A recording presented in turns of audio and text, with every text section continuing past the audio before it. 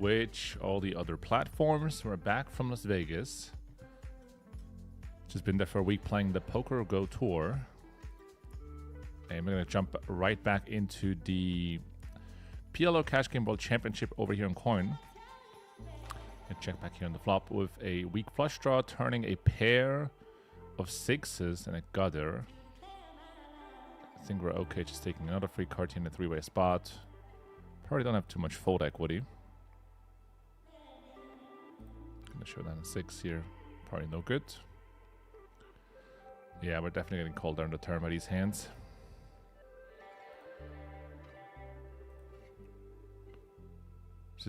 What is this, a limp?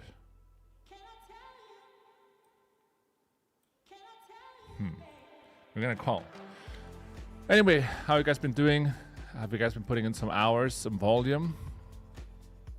I decided to go to Las Vegas last week and compete in the Poker Go tournament series that is still ongoing actually, but I already drove back to LA, continuously playing the World Championship. But I did manage to get a second place in one of the 10K events for $180,400, so that was pretty sweet.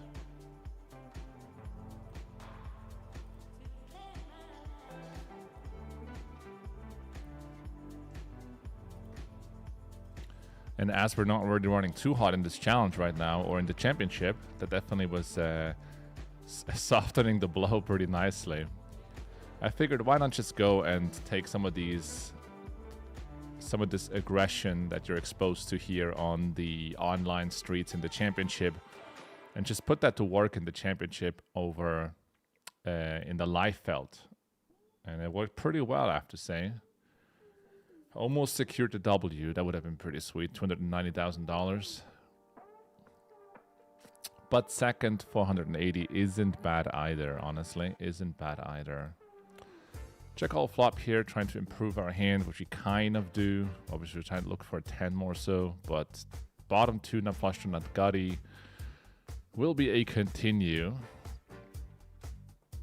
Even though I think against this player, if he barrels turn, we're oftentimes behind. And now as the hand unfolds, we obviously have the best hand here 99% of the time. So we're looking to bet. Trying to get called by the queen. Maybe with a club blocker. Down here, we raise under the gun ace king 6-5. Let's actually put out some announcements so we can get this thing rolling.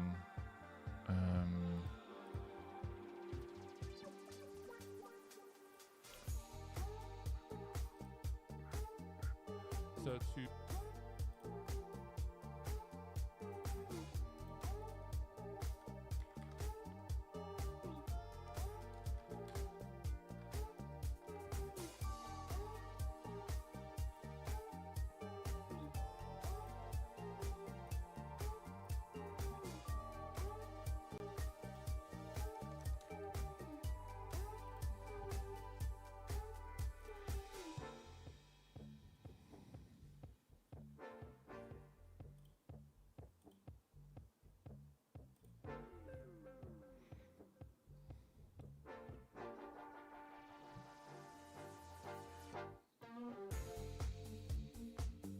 yeah, obviously here in a 5-way pot, we're not going to be ambitious and all the other platforms. Trying to bluff a flush.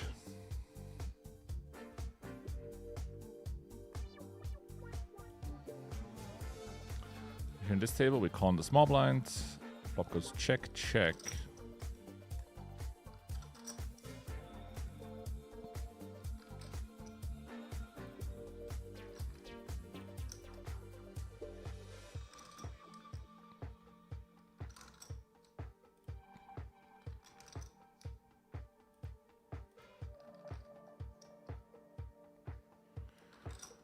Trying to show down that king. Doesn't seem to work.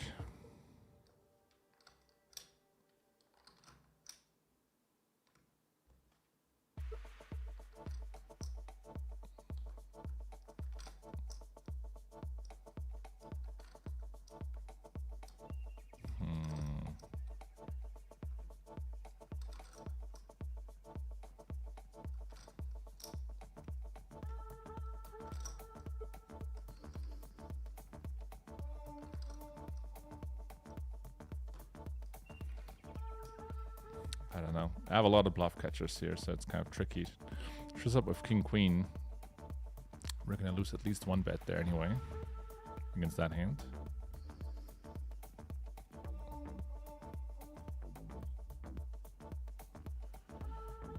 Over here we get the rebet. He's queen 8 deuce. Sure. Kind of deep here on the button. Bottom pair.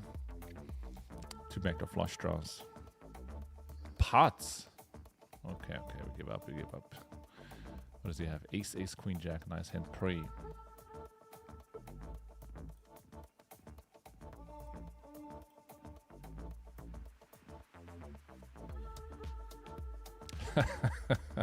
Have you watched Doug Polk's PLO game recently? I think he could use some help.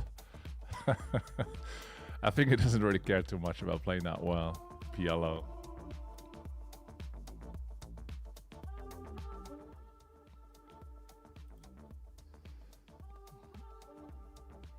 How are you doing over La Salle? You got second place? Yeah, exactly. I got second place in, I guess, like the first 10K or something that they had in the series, PGT, Poker Go Tour. Got second for $181,000 on 2 bullets, which is pretty nice. Played a few more tournaments, a few more like 10K bullets and 15K. But they didn't materialize into anything. I was just like, yeah, let's go back. Which is oftentimes sort of what I do. Just see, you know, how do I feel about the games? How do I feel about my game? You know, am I in a good flow? And I was just like, you know, I had a good run in the 10K. I made 6 figures in like a couple of days, and I didn't really feel like didn't felt the pressure to like press it as much. So after I bricked in a few tournaments, I was just like, yeah, you know, let's just go back. Secure the 6-figure win or profit and go back, you know. Also, the thing is, in a lot of these like 5 and 10K tournaments, because right now they're playing 15K and the 25K, which I played last time, or I guess like a year ago or something. Like oftentimes in the beginning tournaments, you know, it sounds kind of weird maybe if you don't play these games, but like the regulars, they don't really try as hard. Because like a $5,000 tournament or a $10,000 tournament is not really that big if you consider that there is a $100,000 PLO tournament coming at the end that basically can swing your entire series around. So yeah, you see like a lot of people firing like 5 bullets, 6 bullets in the 5K, 4 bullets in a 10K. Just trying to spin it up. And then as you get into the later stages of the series, it's a bit more tighter field, more conservative play. Probably like ROIs, generally speaking, gonna go down a little bit for sure. I mean, it's kind of fast structure anyway, you know, it's not like the ROI is gonna be incredibly high for a winning player, probably like looking at 10 to 20%. So, I mean, you can put down $10,000 and if you play well, probably can make 2,000 back. But yeah, it's a lot of variance involved. There's no. I mean, speaking of variance, this championship definitely brought a lot of variance as well. It was very refreshing to go out there and talk to some players that also play in the championship. Just listening to what they've been experiencing in terms of like swinging 30 buy-ins a day. You know, how they think about the field and that kind of stuff. It's pretty interesting and also encouraging in some ways. Check back here in the flop.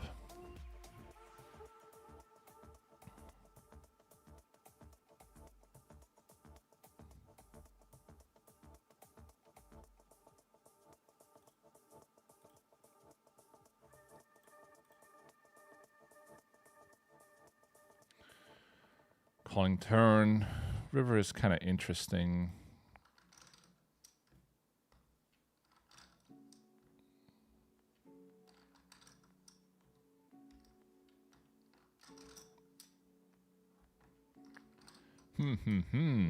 Not really sure how I should feel about this. It's not really the kind of river you want to bluff that much, honestly. Basically saying he has deuce 5.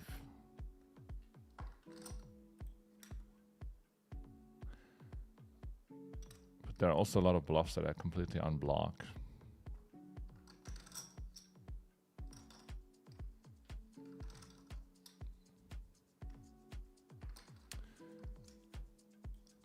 Okay, I'm going to call one pair. Okay, he has a set of 4s with a 5. I mean, that makes sense as well. So all of these guys getting it on the flop here. Okay, that makes sense. This guy opens 9-9-4-3 double.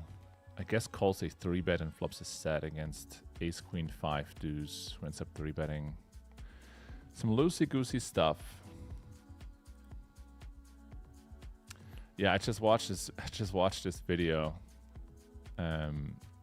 This sort of scammer investigation video, or the home game private game video that Doug put out, like this interview.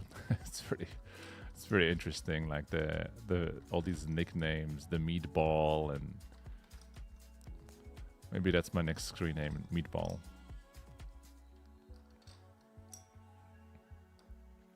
Good luck and much love from Greece. I only know bad words in Greek, so thank you. We'll keep it at that. I only know swear words. Do you target certain players, or do you have a general strategy late into the PLO World Championship? I mean, late game is definitely a big part of generating edges in tournaments. I don't think I mean, you can target. I would say the strategical differences. Oh, let's put it this way: like the way people deviate from what's optimal when you go into a late game.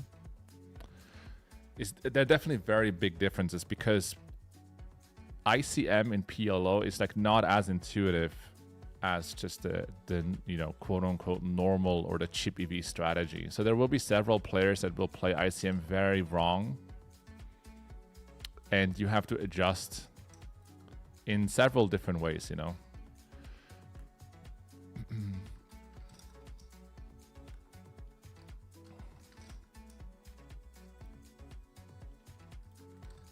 So say, for example, on a final table, like you shouldn't really cold call that much, and you should be very sensitive, dependent on which stack collides with which other stack. And you definitely see people that don't really understand the concept that well, but in different ways, right? So like if they are the big stack, they might not realize that they can put pressure on the other big stack, especially if they cover. But they kind of put a lot of pressure on the shortest stack player that actually doesn't have pressure, if that makes sense. Like someone who can play a lot more freely and based on chip EV. So there are all sorts of like these, I wouldn't say micro exploits, but very large differences in the way people understand ICM. And it's definitely interesting to think about, like, how do you exploit each player? How do you adjust against each player? But for the most part, what I do is just like understanding how the game is played at equilibrium at the final table, and realizing, oh, I don't want to bust against that guy, and I do benefit a lot of colliding with this player at this point of the tournament, so I'm going to call wider pre, I'm going to open wider there. But yeah, it's definitely an environment where edges can be generated, and because how ICM is just like not really studied a lot for PLO. Obviously, that might be different for like the No Limit Hold'em pros, the No Limit Hold'em tournament pros. They might be a lot better at ICM, but the general population that plays makes a ton of different kinds of mistakes. 3-bet, bet. I mean, we got the nut somehow on a jack.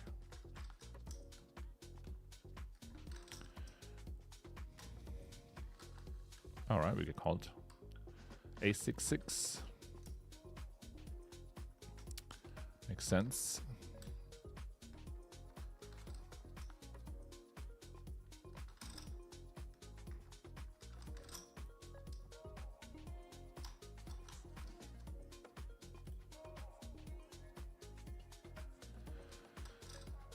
I guess we're going to call squeeze here.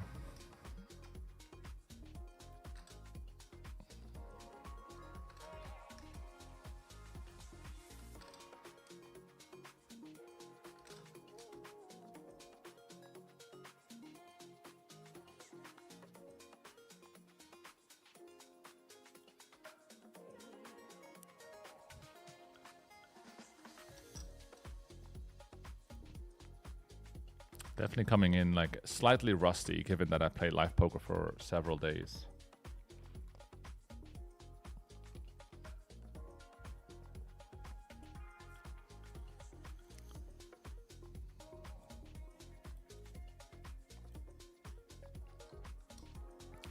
Here we just have to call again because we're ahead of all the bluffs and we still have equity against value. We just don't have that many great hands in the small in the big one to defend. The river really destroys our hand completely because the RFI range from the small blind is just like so good in the 10. Decides to go for the check. So we play call flop, call turn. We arrive with ace queen high.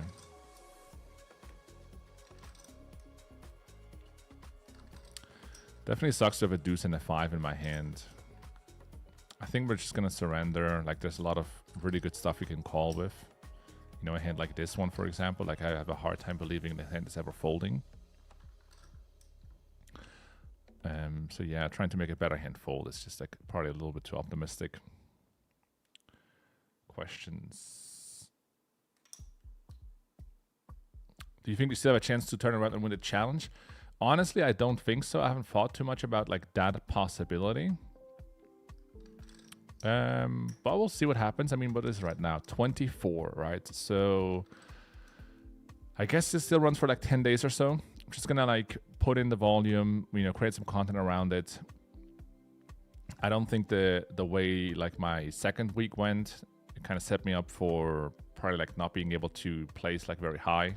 So once I saw like how the second week ran out, I was just like, I guess it makes more sense for me to just like drive to Vegas and play some of these high stakes tournaments and trying to do well on them, which, you know, luckily I managed to do.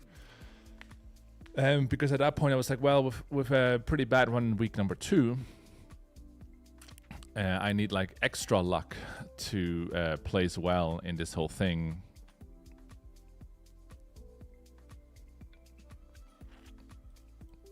And I think that's pretty unlikely, you know, just like from a probabilistic standpoint. We'll see that I'm, you know, going to play here right now at 500. Let's see how things are running out. And I'm not really sure if I'm going to put in like that much volume because we also have some prep work to do for the PLO Mastermind. We have obviously upcoming Black Friday promotions, and I'm creating some content around it that stems from the challenge, but doesn't necessarily imply me directly playing. It's more like studying and deriving the key things that we have learned from the challenge about like the different players and how they play, and you know what increases your success as a PLO player in 2025-26. Like I'm working on extracting that piece of information for the PLO Mastermind as we have Black Friday approaching. So my time, like my availability in putting in hours is a little bit limited right now. See if we can spike a 9 here. We cannot spike a 9.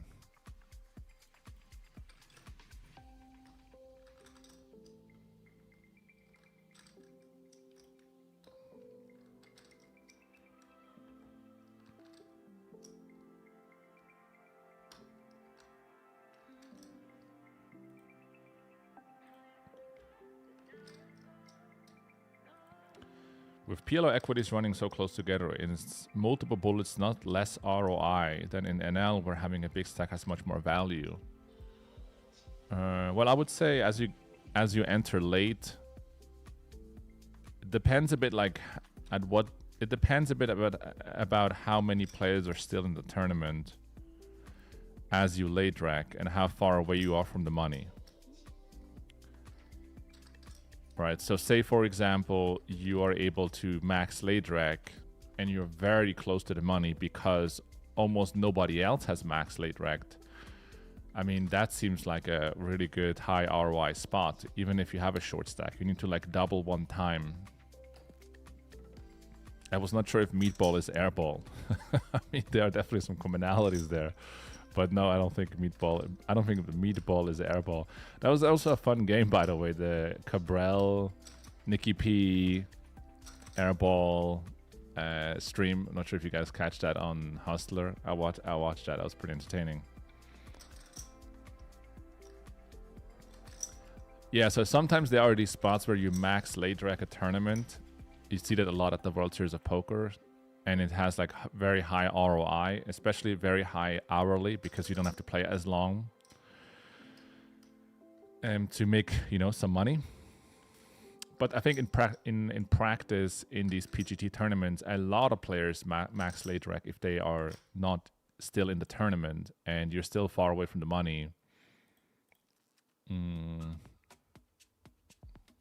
So, I mean, it depends, you know. Let's say, for example, you come in with 20 big blinds and the table has like 40 big blinds for the most part. Like most players have 40 big blinds.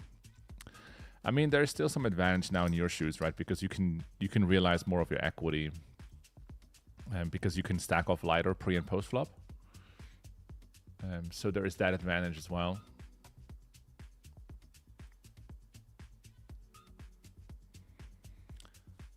But regardless of ROI, I would say in general, if you late rec and you late rec with a short stack, which is going to happen basically, so you're gonna have like 20 big blinds, for example, like your variance definitely goes up very high, right? Like even if your ROI is pretty decent, especially your hourly is decent because you don't have to play as much for that bullet as your short, the variance is very high. So I would say the variance of your first bullet, where you play with basically no rake at PGT, and you are deep stacked and it's a good structure, that kind of stuff, like your ROI and your variance is in a very nice alignment. And then as you get shorter and you buy in late, your variance is very, very high. And we're talking about, you know, $10,000, $15,000 bullets. It's not very cheap to spin it up there. Here we cold call a 3-bet, very standard. I mean, our hand is doing amazingly well against a 3-bet and a cold 4-bet. Actually, we call a 4-bet. And on the flop, we don't love it because the ace obviously is going to give him a boat. And he could have spades, but we're definitely priced in. So we got to see. Okay, he has a hand we don't really like, I guess, either. But makes sense, like the beautiful Jack 10, 9, 8 double suited there. But yeah, just gotta call the 4-bet, and I mean, it would have been nicer if they both show up with aces.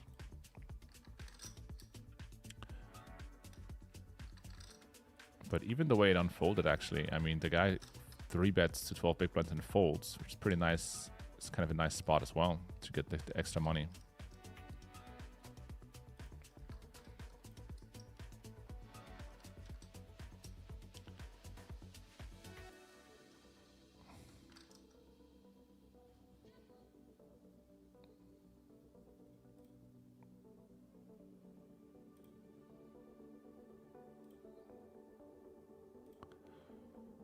The rate caps on Coin, for example, you can just look them up on their website.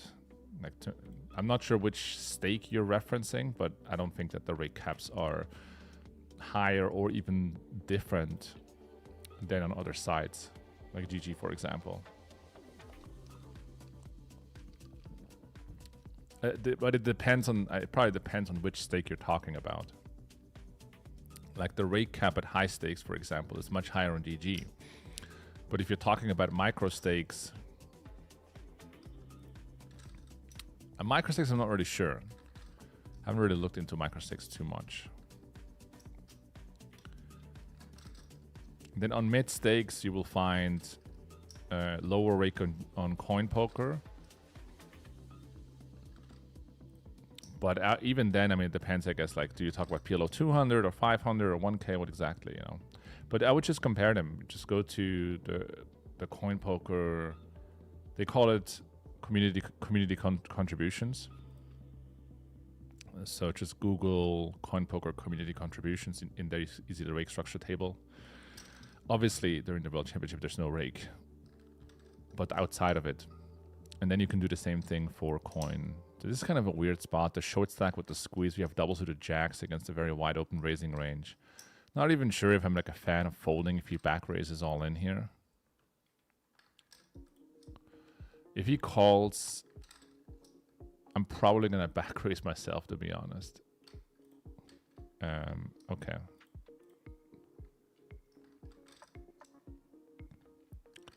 Get it in as a small favorite.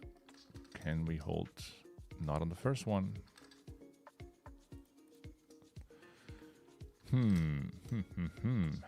We are not holding any of them.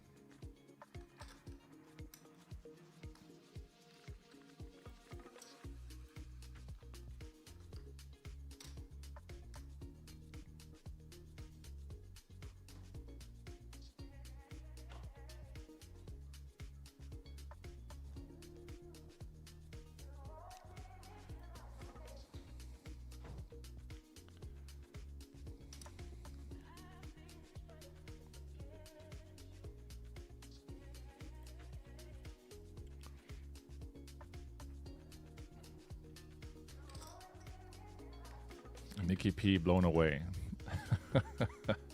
Dude, it was definitely funny.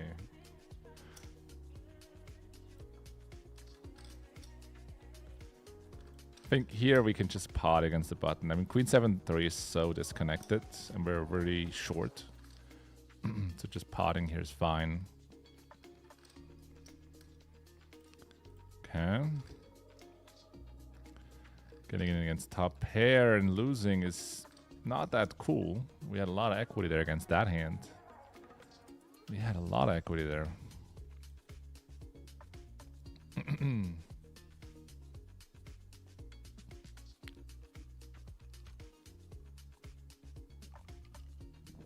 Yeah, the end was sick. The guy that calls a 3-bet with king 3 off. Or did he 3-bet? I don't remember the prior hand actually. It was king 3 against... Basically, I think he called a 3-bet or 3-bet himself with king 3. Finds queens and you have ace-jack suited. You know, what are you going to do? Just dies at the end of the stream. I wasn't rooting against Nikki P actually, but I saw a lot of people did. They wanted to see him fall. But at the end of the day, it definitely makes for good content.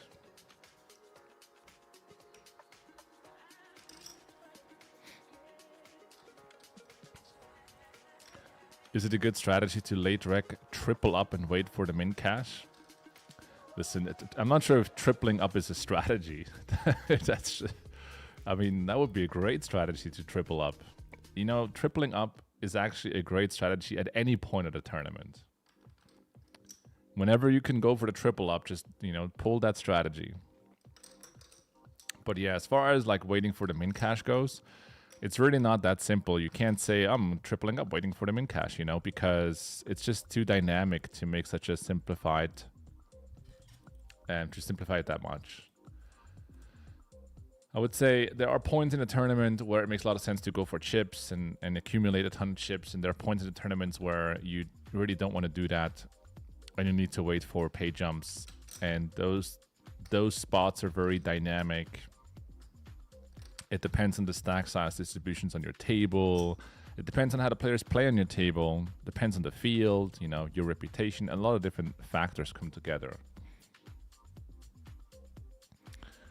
But yeah, tournaments have been doing pretty nice lately. Like before the World Championship started, I cashed for like $40,000 in tournaments on Coin. I got second in the 1K and second in the 5K on the same day. Like online tournament on Coinpoker. Then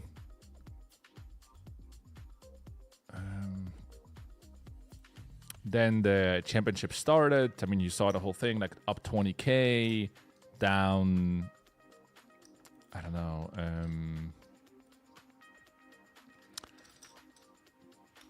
down 40K, I guess, and then up 20, 10, down. You know, it's a constant up and down. It's very interesting because, I mean, here we're going to fold. It's just too many players in the pot.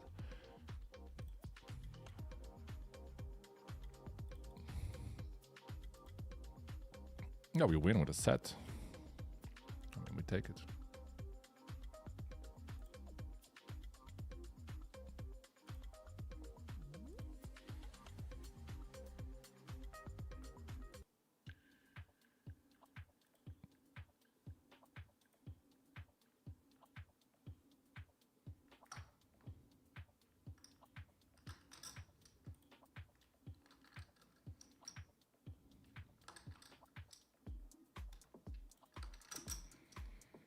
These games are pretty wild. Like this guy raises, I call. It goes 3-bet, cold call, call, call. Another 3-bet, 4-way pot.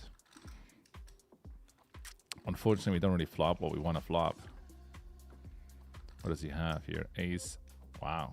Ace, Jack, 10, 4. No flush draw. The top pair pot in a 4-way spot. Just need a good hand. Maybe this one.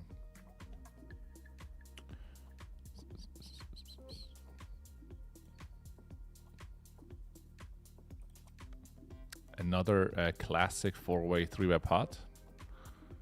Although this guy might back raise, actually. Let's see. That's going to put me out. Oh, he just calls. We need some spades. Bring the spades. Not a single spade. Not a single spade. What are you going to do? This guy rips from the front. All right. Not much to do there. Okay. This guy jams over the top. This guy doesn't have much. 32 big blinds behind. Calls as well. It's a family pot. Kings with a flush draw, some straight draw stuff. Aces with 2 pair makes the boat. Seems about right. Fair enough. This guy says, ha ha ha ha ha. I mean, he's having fun at least.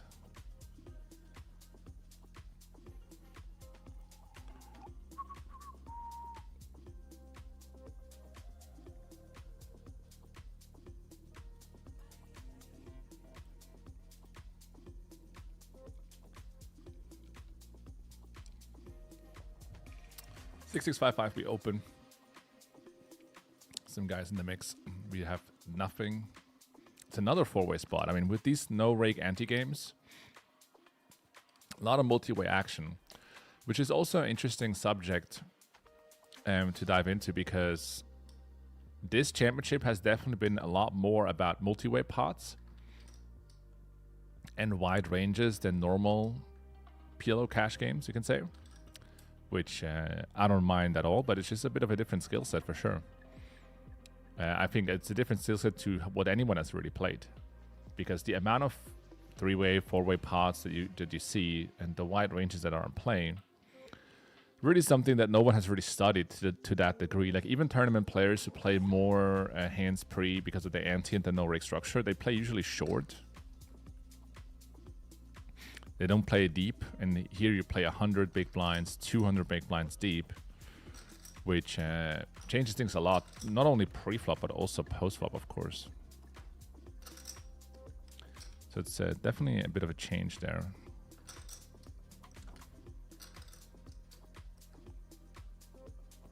Open the small blind, flop kind of the nuts.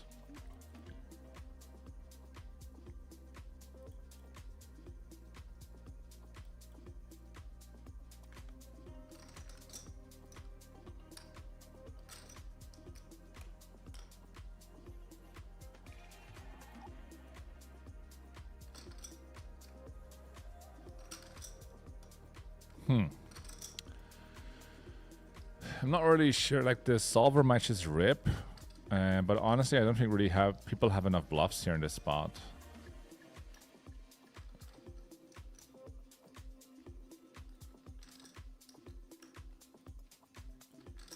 I think I'm gonna run into a set or like top 2 with some level of backup, like too often. Like on the turn here, the clubs come in as well. I don't have a single club in my hand. So actually against pot size on the turn, we have a fold because we're going to run into a set really often, or king 10 with something if he bets. Yeah, just, I mean, it's not great, but we got to fold this hand, I think. He has a set of 5s.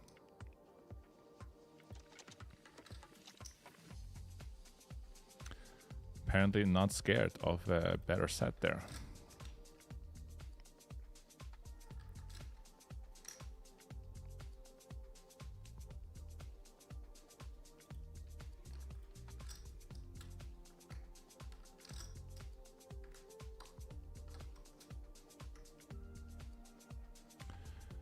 Trips. Over on this table, we see a open from the cutoff. He comes out barreling the flop and betting large in the turn.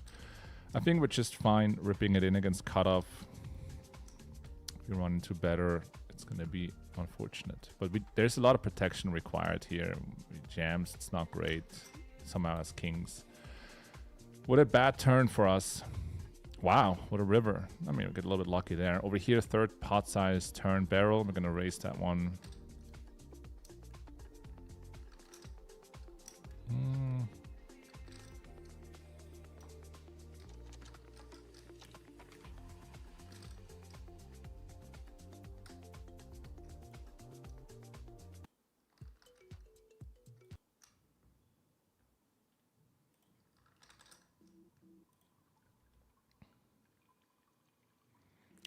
Did you see God from Stock's hands? This player is crazy.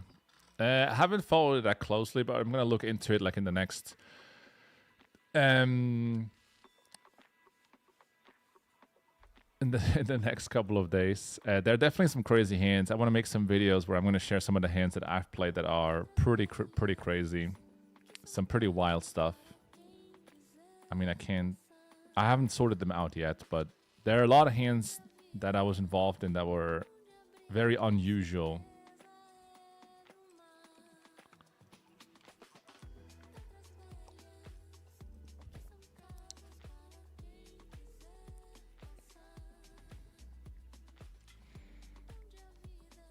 Have you tried WPT Gold?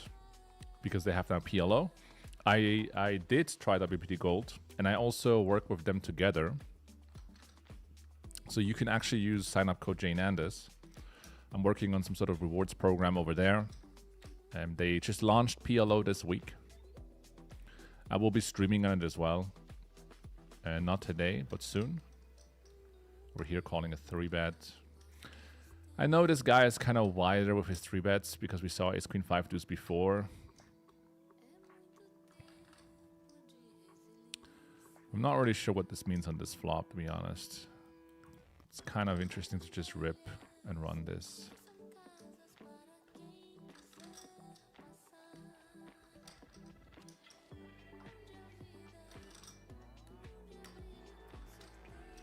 That's not the hand we want to... Oh, God.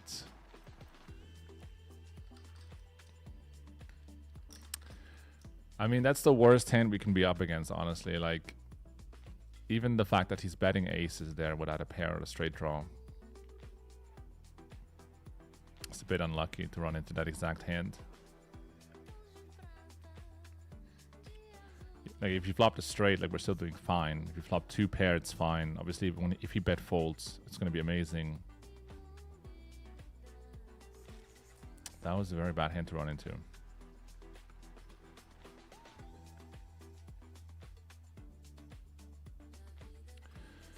Yeah, so later this week, probably next week, I'm going to be playing on WPT Gold. They are obviously a site that works through the sweepstakes model, and only Americans can play in most of the states. So needless to say, the site is incredibly soft. And kind of crazy as well in a different way than the championship. The championship is more like crazy in like the way people are just like pulling out all these light bluffs and stack offs. And on WPT Gold, it's more people are just playing it kind of like Hold'em.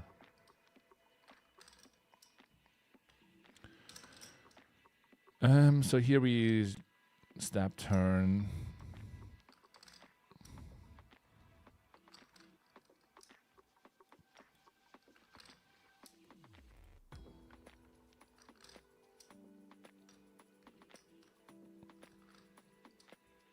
Yeah, we don't want to see that.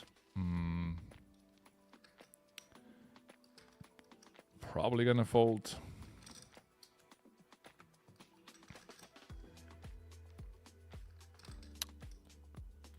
Yeah, I mean, there are some blockers there, obviously, but guy just pulls out the nuts.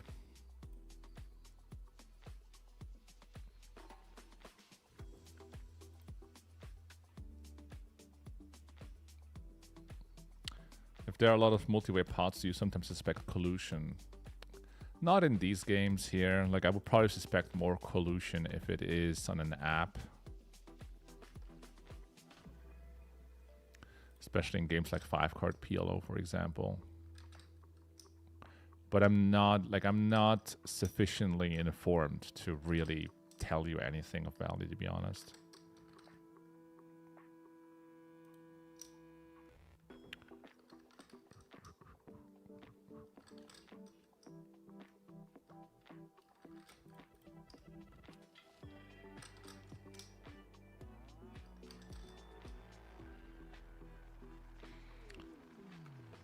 But yeah, these games have been definitely very aggressive and wild, and I kind of like took that and applied it to some other environments. So let's play these hands first because I flopped this straight over here.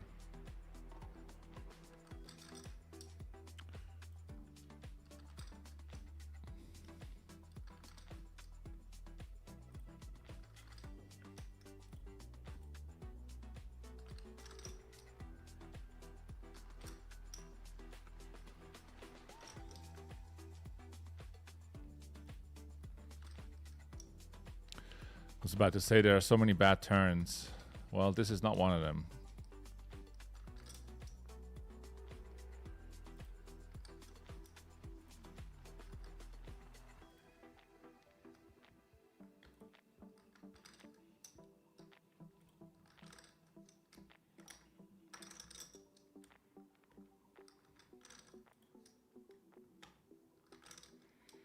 Yeah, so basically, played a bunch of volume here, and then I was like, let's just... I haven't actually... Like, I played basically on Coin for like 2 weeks pretty much straight. And I haven't played on sites that I usually play on as well. You know, like, for example, Ignition, which is also like heavily American-based and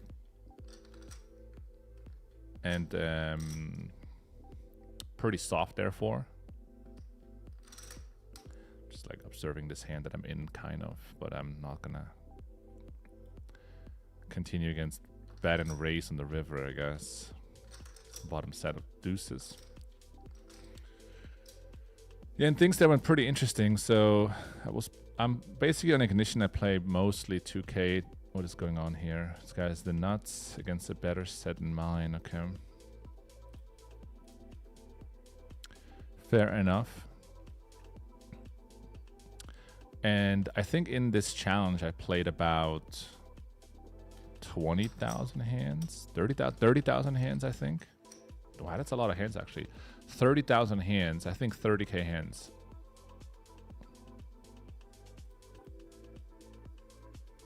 And then I ended up playing on Ignition. This is my graph. And so I went up almost 50K in 2,500 hands. Then dropped back down to 26,000. And yeah, it kind of just reminded me, like, you know, variance first of all goes both sides. You can really have like really good stretches and bad ones. And obviously, in this sample here, I mean, obviously variance is on my side. There's no doubt about that. But also the games are like going to be much softer, or they are much softer. So yeah, that was interesting because kind of reminded me like, hey, you know, like in this challenge, you also like learned a lot of things. And I think on some of the days in this challenge, at 2K specifically, I played some of my best poker that I've ever played. And then when you lose a bunch of stacks, it's kind of easy to forget that as well and be like, hey, you know, because you look at the scoreboard without really having an internal scoreboard so much and realizing, well, even though I lost these stacks, like, did I actually get better? Like, what did I win from this? And I mean, I was very lucky in the sense that it like what I've learned from it materialized into actual winnings so quickly on Ignition and at the PGT. But I think more likely what would have happened is that, you know, I would have learned a lot from the challenge and continuously from all these hands. And then in the next months, it would materialize into more tangible results and winnings. So definitely very lucky, you can say, #blessed, that kind of learned through the hardship of this challenge of like going up and down so much and so quick. not quick in terms of the hand sample, but in terms of the days, because I locked in so many hands, to then just come out and be like, hey, wow, even though I got beat down on week 2 in like a 10,000 hand stretch, I played like 3,000 hands on Ignition and won like, $25,000 back. And then I traveled to Vegas and win like $180,000 quickly in a tournament. That was definitely very fortunate. It could have definitely been the other way around, where it's like, hey, I'm getting beat down here on the Coinpoker thing. I'm getting beat down on Ignition. I'm getting beat down at the PGT for another 100K in tournament buy-ins. Could have easily been the case as well. So I think, also talking to other PLO players or poker players in general, it's just so easy to lose perspective in this game where variance is such a dominant factor. It's really crazy. Pretty much everyone is underestimating variance and overestimating their win rate, and because we like to think that we're in control, because it just feels much better than admitting that a lot of the short-term stuff is just like not in your control at all. I mean, you can control how you react to stuff for sure, and that's kind of where a ton of the edge is being gained or lost. But at the end of the day, variance is something we all have to deal with.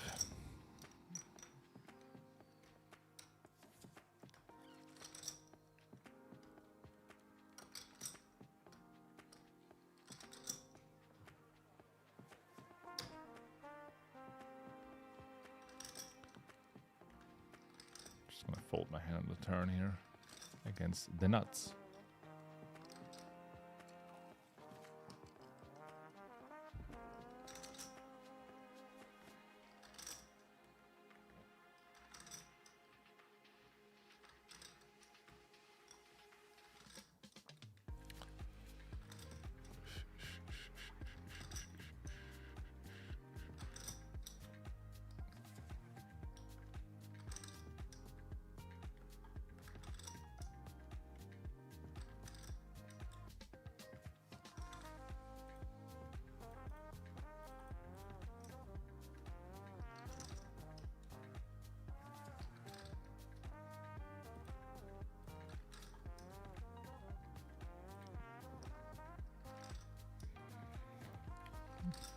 Down here we could make the straight flash.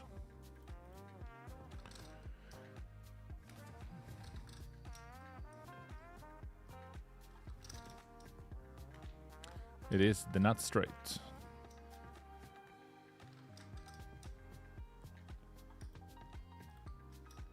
Getting called here by kings and queens of hearts, which is almost completely dead.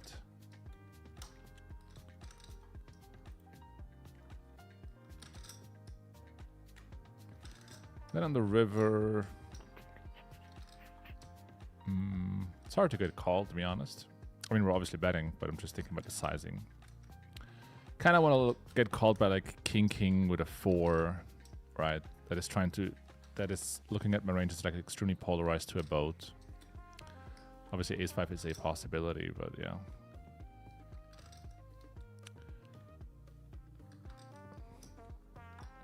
If he has just naked kings, it's hard to get called anyway, even if I bet half.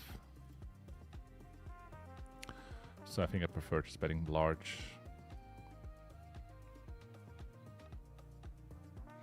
How do you handle no rake back on Ignition? I like the action, but the rake they take is absurd.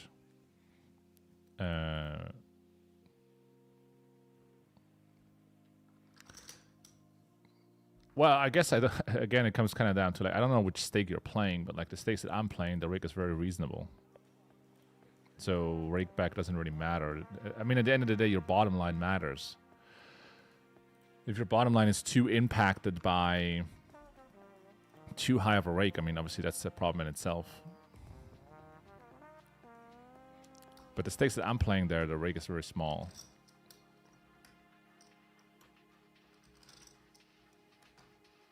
Who's winning in the World Championship so far? It's a good question. I actually don't know. Let's have a look here.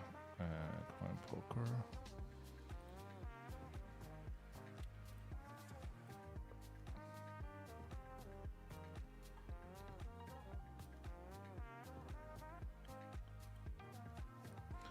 So on top currently is God from Stock.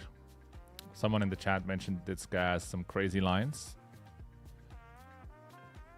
Then we have Sa-Guess, who has been putting in some crazy volume, I think. Is the volume actually mentioned? Yeah, 80,000 hands. Jesus.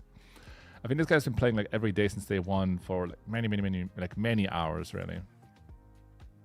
Nice to see Venom 2 here in place 3 at the moment. That's very nice. I mean, because I know the player. Who else? Then we got Kumikon on 4th place. Not the real Kumikon. Who has an incredibly bad run. Apparently because... Let me just read this correctly. So it says that Kumikon is down $36,000, but the EV is $66,000 up. So basically, he runs 50 buy-ins below EV. Just in all-in EV, right? And there's more variance in other aspects, but that's pretty crazy. Like, he just runs 50 buy-ins below EV. But he makes place number 4.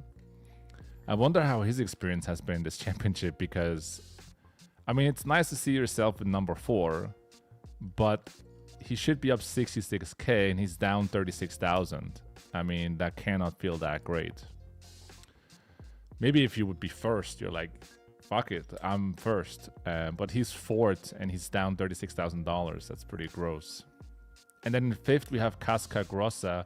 Hasn't played many hands here. It's only 6,000 hands and is up in EV $55,000. So like pretty pure run.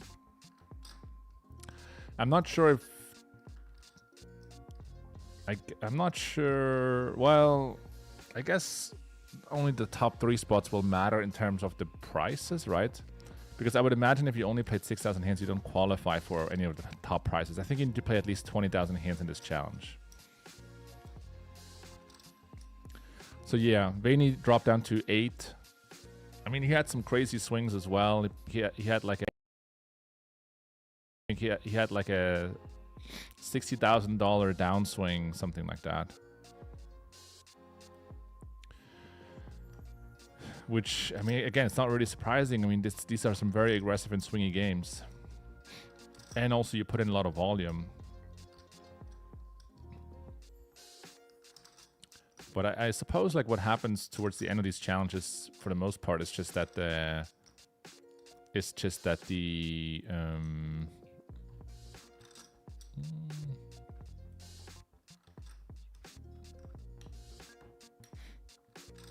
not really sure how to play this spot, to be honest, but we're just gonna bet and get this in. I guess towards the end of the challenge, you will see like more only regulars playing against each other, because they're basically competing at the end of the day for the top spot. So that means like the games will be tougher, and also there's more variance.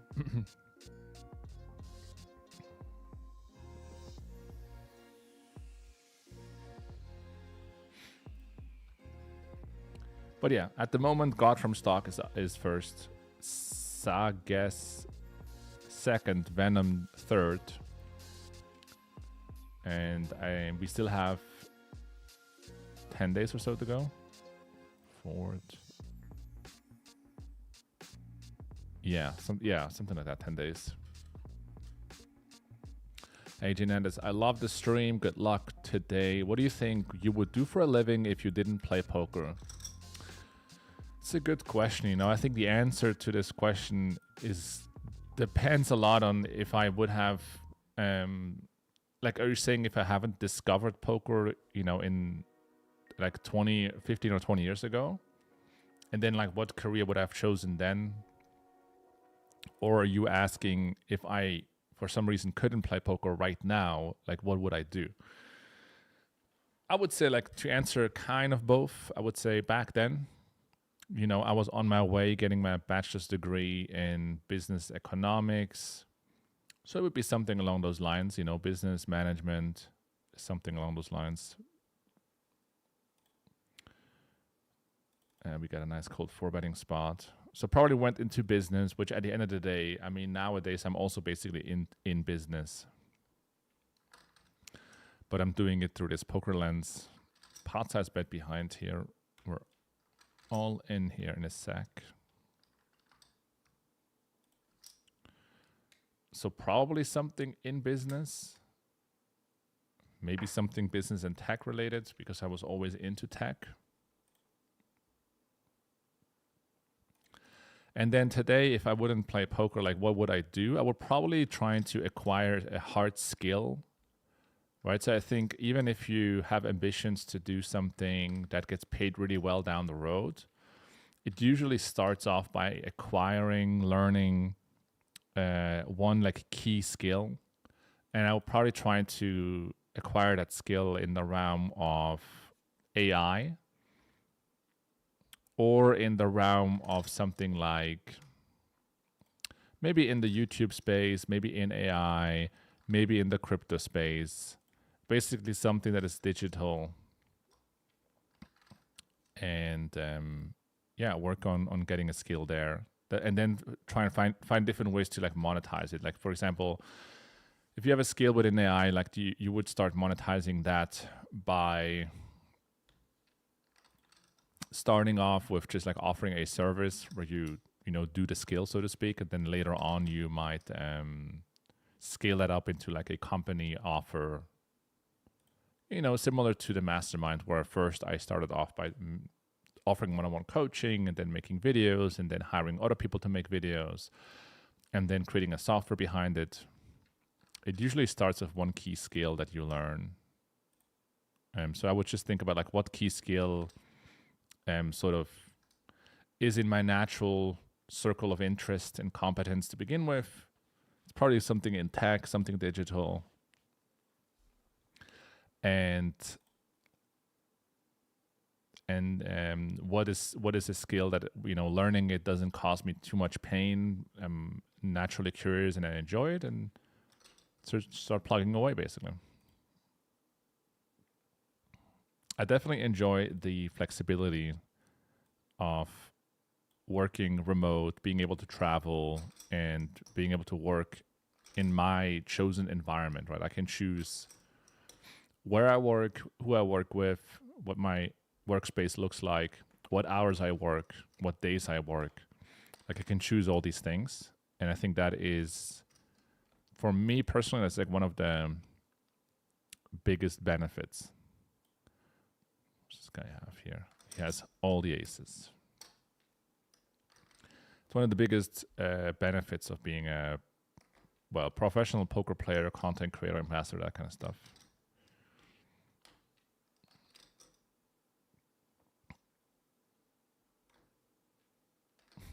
Yellow means special interest player. No, asking for a friend. Sep is yellow. Well, usually yellow means someone plays like pretty tight in a certain area of their game. So assuming this might be you, right? As an example, like your flop aggression is 27, which is extremely low. And like it implies basically a bunch of problems along the way that you can exploit, so to speak. So usually that's why someone has that sort of label. If you look at your aggression at 27, and then the guy to your left, to your right here, Nicolas, has a 31, like that's a very different story. And then you look at the follow-up frequencies on the turn, you have 27, he has 38. Like it's a very different player profile, so to speak. That's why they have different colors. And then if you compare this with someone like this guy here, this guy is sitting on 45, this guy is sitting on 44. It's a different story once again then.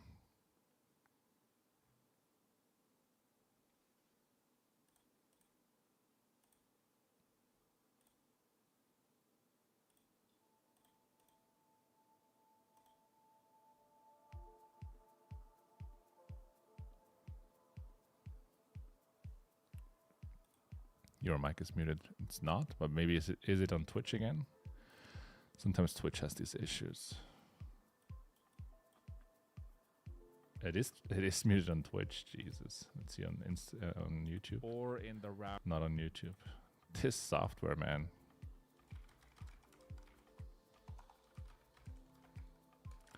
It's a Twitch problem. I don't know why you guys are watching on Twitch, honestly.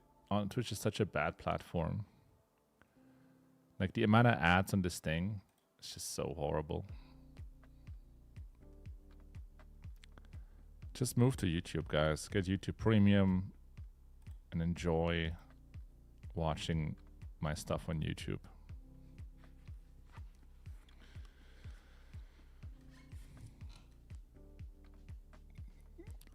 So here we call a 3-bet. Obviously, my opponent's range is pretty strong. I open under the gun. So we're just trying to hit. And we do hit, actually. Maybe. So we have the third nuts. But he's going to have aces like that so often that I think we just need to start firing. I mean, we could get stacked here.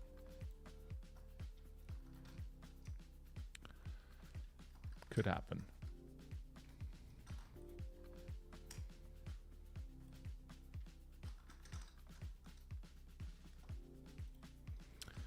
And so on the river, it's kind of tricky because he's not really going to stack off with aces.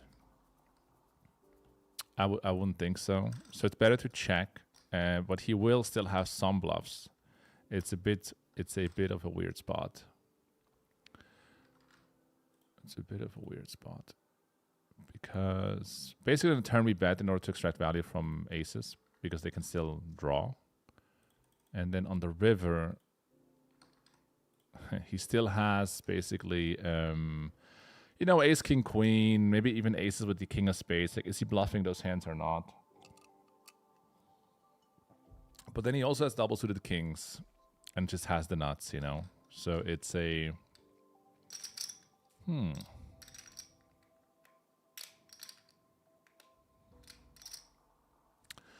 problem is if he has the king of spades, like he doesn't just call the turn without, like, you know, doesn't have king, king, 9, 9 with the king of spades.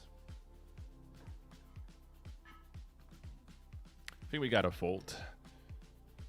I don't think he's turning aces into bluff enough often. And then like kings, naked kings, can they call the turn? I mean, king, king, queen can call the turn. But is he bluff shoving river? Like, probably not. Trying to make a flush fold. It's pretty ambitious. So hopefully we're not going to get punished.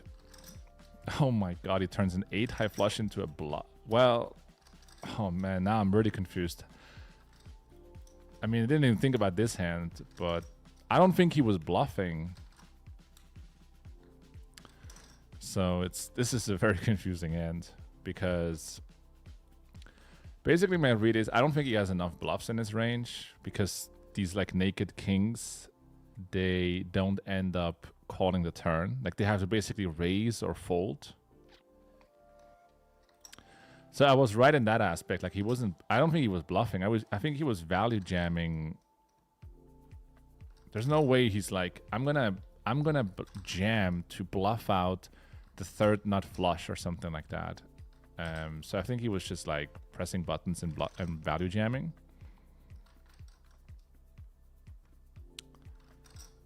So either I'm overestimating this guy or was overestimating him, and he is just like thinking I have a flush, let's go all in. Or I'm underestimating this guy and he's on a completely different level and he's like, oh my god, JNandez has the middling flush and he's gonna fold it if I jam because I have no bluffs in my range. I think the latter is relatively unlikely, but hey, it's a possibility. It's a possibility this guy's just like a complete genius, you know, geniused me out completely there. But I mean, if he would have shown up with like, I don't know, some crazy king float on the turn that hopes I'm gonna check. I think here with a double gutter, with a double gapper, I'm just gonna call. We missed a 10 then 9. 10 is a really important card for 4 betting. It's not starting very nice here. We have the ace, but we don't have much to work with, and he has a narrow range.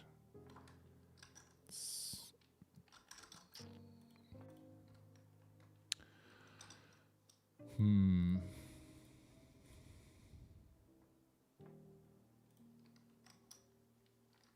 mean, I'm just gonna get stacked now. The only good thing is we don't block hearts. And he's kind of short. So I think if he has like the king high flush draw and a gutter, he just has to pot now. Or he probably will just pot and And obviously if he has it, then we're just gonna get stacked.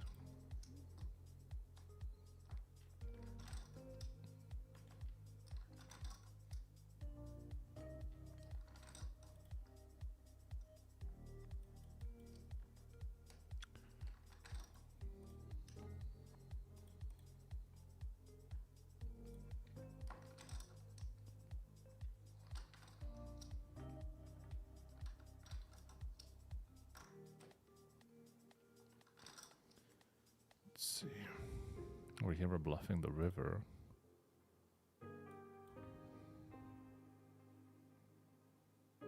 He's still in the tank. Over here, this guy's in the tank.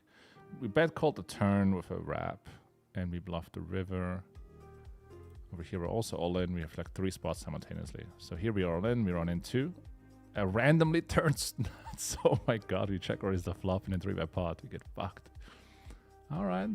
What a turn. This guy calls it off. It's a pretty ugly hand.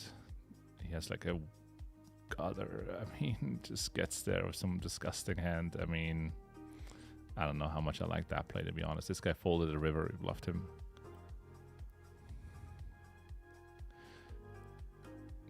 Yeah. I mean, he ends up chopping. I don't know. King, queen, 9-7 bets the flop. I mean, don't think this is the proper way to play that hand. But we end up chopping.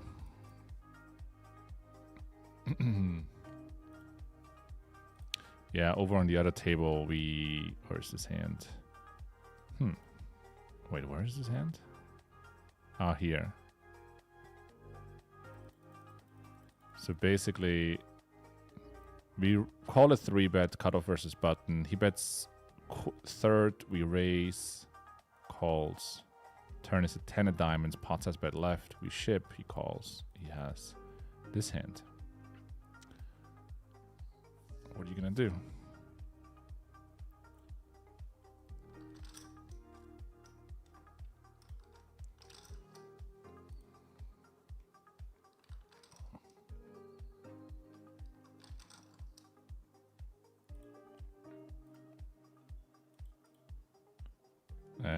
Do you think it's a good idea to rake the championship games a little bit and take the money only to increase the prize money? No, I don't think that's a good idea at all.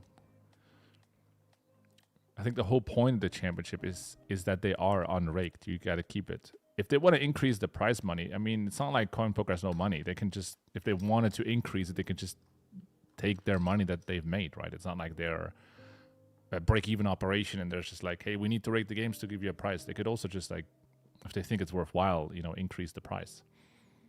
But I don't really think the price really matters that much, to be honest. You know, I don't think these players are playing because of the $15,000 Rolex. It's more of the prestige of winning, more so than the prize money. You're playing 10-20, and oh, you're swinging tens of thousands of dollars. It's more about being able to say, hey, I won the challenge, or also being able to just play rake free for 4 weeks. You know, it's pretty awesome, right?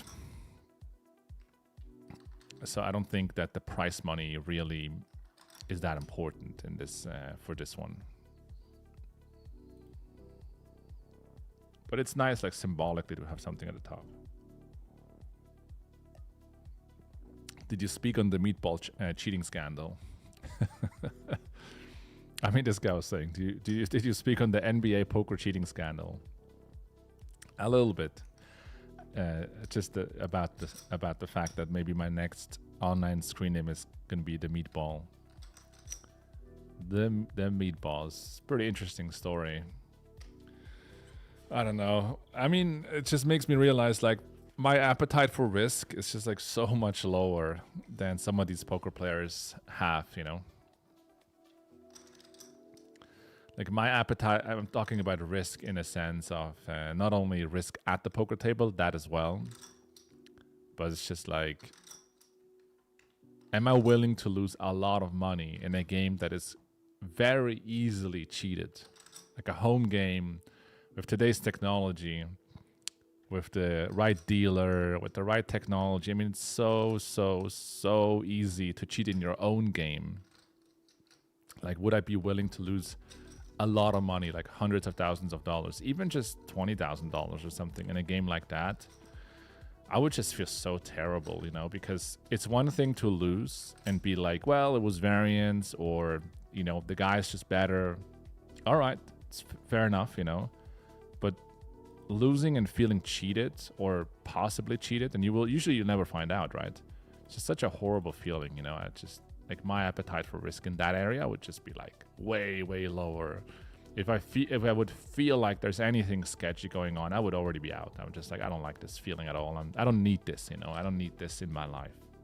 But again, everyone is different. It just makes me realize my appetite for risk is way lower. And then there's obviously other risks of just, I don't know, what kind of drugs run in these games, and maybe you get robbed and, you know, cheated or whatever is going on. It's like really not my world. It's just really not. But it is very entertaining to listen to. So from the outside, it's kind of like a movie. Like, I don't mind watching the movie. Do I want to be in the movie? No way. Like, no way. You know, 20 years ago, was it 20 years ago? I was in 2011, so that's more like 15 years ago. I played in a home game 15 years ago. It was not in the US, but I played in a home game in a restaurant, and it was PLO, and I'm pretty sure I got cheated. At the time, I didn't know pretty much anything about cheating in live games. And for a couple of years, I thought that it's not really possible to cheat in PLO if you like, because it's so quick. We had so many all-ins in that home game. But then, you know, later on I learned, like, if you have the right dealer, the right mechanic, like, you can definitely find ways to cheat and set up certain things. And I don't know exactly how they cheated, but I think based on the characters and based on the fact that once we lost, it was a friend of mine and me. We didn't lose that much, but back then it was a lot of money. It was like 10,000 or 20,000, something like that. And when we lost, they offered us to play for free. So they would just like give us 10 or 15,000, not credit, actually free money, right? To just continue and playing, because it is so much fun, you know. And back then, again, this is many years ago, I'm much younger at that point. I'm like, you know, in my mid-20s, something like that. I didn't accept like the free money, but I think my friend played a little bit of free money, and then once we lost that, or he lost that, we just quit and we never played again. And then as I was thinking about this game, like in the years following, I was like, I think based on the people involved and based on sort of like trying to give us free money, it seems just like very likely it's a cheated game. And I would say that's pretty much the only time where I felt like in a live game, there's a high chance I'm getting cheated. And online, it's hard to say. You know, online, it's a bit of a different story. I think the way you get cheated online is a bit different.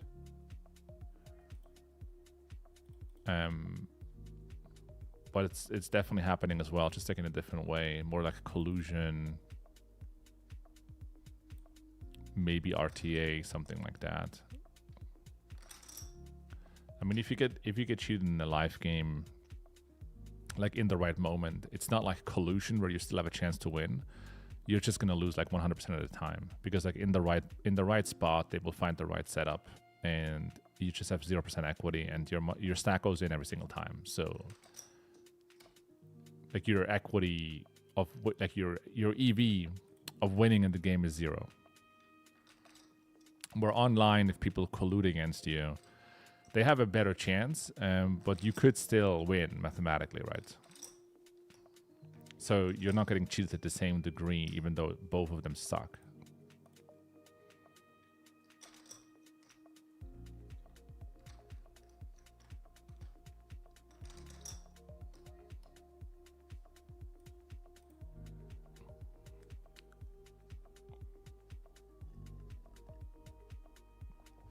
There must be a decent amount of side action in this.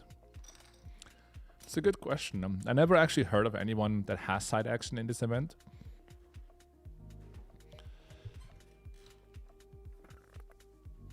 I mean, between friends, I can see like side action happening. I would just be like, I wouldn't take any side action in something like this because I think that it's just also too easy to cheat. You know, you have a couple of setups, you lose a couple of stacks in some weird ways, and it's an interesting spot here with the nut wrap, no pair. I think it's a decent one to check back because when the money goes in, we're doing okay, but not amazing. And our check back range really needs the coverage on these straight completing cards. So we're going to have a lot of aces that are unsupported, and he's going to attack the 8 of hearts very aggressively. So sometimes we also need a good hand on these cards. And if you have no pair on the flop, it's a good one because you don't sacrifice too much value by not betting and getting it in on the flop. So now we're hoping for a large bet. We don't see a large bet.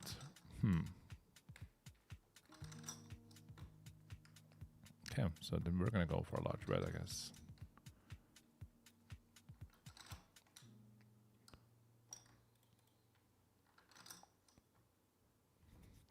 Don't really like betting small on this turn because we are not really betting a lot of two-pair hands here. Okay, he finds a check calling hand. That's interesting. Some sort of hard combo.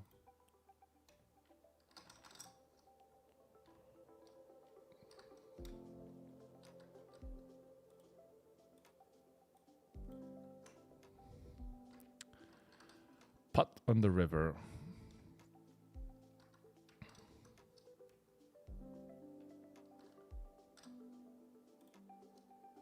Nice. Okay, so you made it the lower straight there. And we get a nice payday. Over here we're betting multi for a third. Basically because we have the King of Hearts alongside.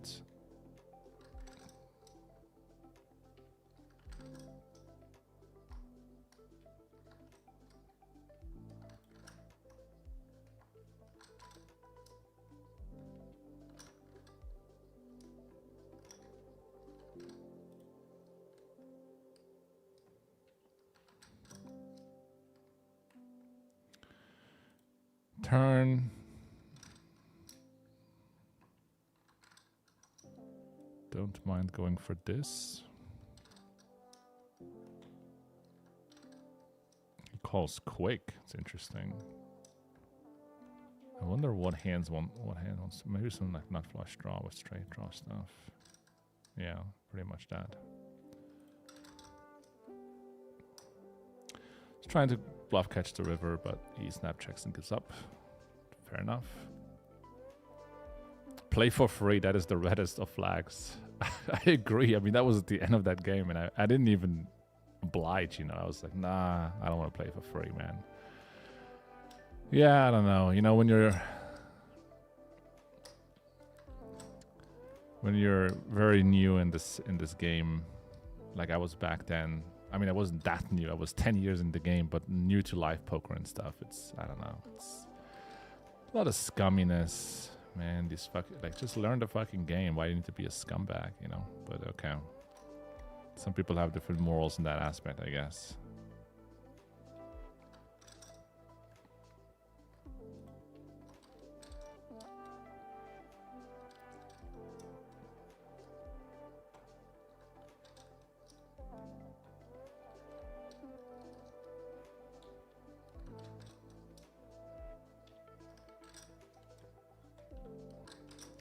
If they gave you free money, they probably tested the equipment for a bigger cash game or scam. I mean, maybe they just want you, you know, to come back, yeah, for like a bigger game or something like that. It's hard to say, you know. I got scammed in like different ways throughout my career, like also in business. And at the end of the day,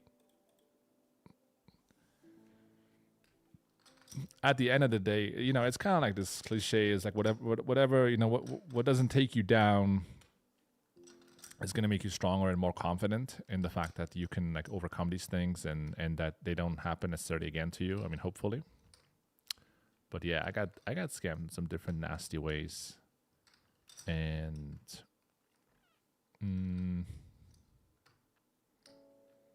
I don't know. It's not something that really weighs on me, you know, because usually, I mean, the people that scam you, a lot of people that sort of do this kind of stuff, they wrong you for money. They usually have like infinite problems on their side. It's not like I'm defending them or I'm wishing them well or anything like that. I don't know, fuck these guys. But I'm just saying that it's usually not as personal. Like they're trying to fuck you over. It's just like they're messed up, you know, like they just messed up life, morals, position, and you know they're put in. It's their own responsibility. It's completely wrong to wrong someone else. It doesn't matter what the circumstances are. But I also realize that it usually has nothing to do with me. You know, it's not like, oh, they're trying to fuck me up. It's more like they are just fucked up. And they just take whoever is available and try to take advantage of them. So, yeah. That's why, you know, I definitely usually only associate with people that I think have their life overall together. Because then these kind of things, they don't really happen that much. Like if someone has a good life, they just have too much to lose to do dumb shit. Interesting spot here. I mean, we will check a lot. And our hand plays amazingly well as a check jam. But yeah, he checks back, turn the nuts. Can he have a deuce and raise me? Would be amazing, but he doesn't. King on the river, interesting spot. I think I'm okay checking.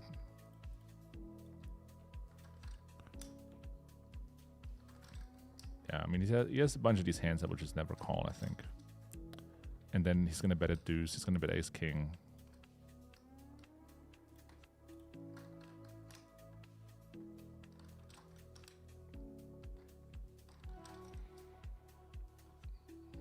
Yeah, so I generally, like, I kind of look out for, like, as far as, like, people are that I want to associate with, you know, people that have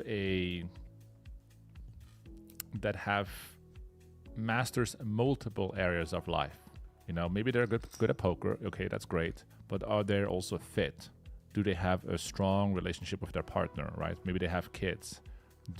Are they responsive? Are they attentive? Do they have a lot of integrity? Or are they just crazy, you know? Do they drink? Do they take drugs? They have a bad sleep schedule? Like all this kind of stuff just increases the chances that they are up to no good for some reason or another, you know?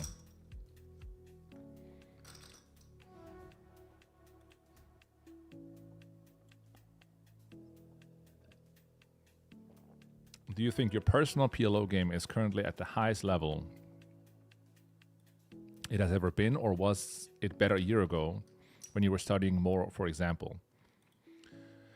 Well, in the beginning, I would say in the beginning of this challenge, week one, the first 10 days of the challenge, I think it was the best game I've ever played. Like, I don't think I've ever played better in any form of poker, like even in No Limit or PLO back in the days. I'm definitely, you know, was as competent and confident as ever. And even at PGT playing these tournaments, you know, I feel really good. So I would say like my PLO game right now is pretty strong. Like, is it the best it has ever been in comparison to the field? Like, probably not, you know, because at the end of the day, I'm competing a lot of the times with players that play poker PLO full time for many years, and like, you know, I'm not a full-time PLO player. I have a bunch of other stuff going on as well. So it's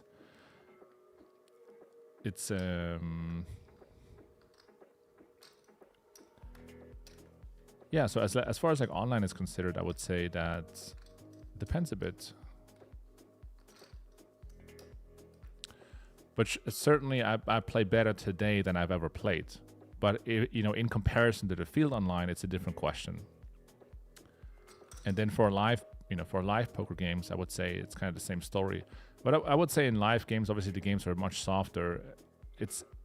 There is more room to have an edge just through your sort of life skills, like how you show up at the table and not playing when you're tired, tilted, drunk, just like all this messed up stuff. Like I'm really good at just keeping it clean and straight.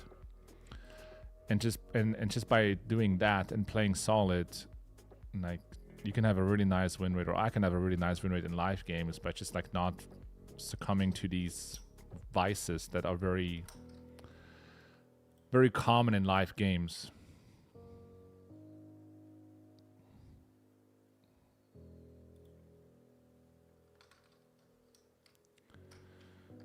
What security software do you use to protect yourself from outside hacks and so on? I mean, there's several things that you can do.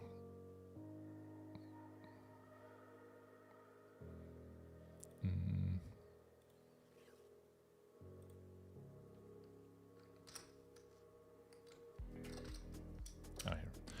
I don't want to go into like all the details of like me personally, but I probably would use like VPNs, for example. I would use several different internet connections, you know, like long and randomly generated passwords. Like there are a bunch of different stuff. This hand, I think we're gonna throw it in there.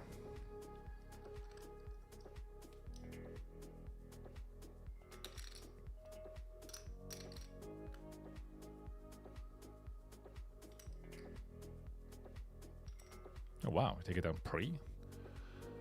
When did that ever happen in this challenge?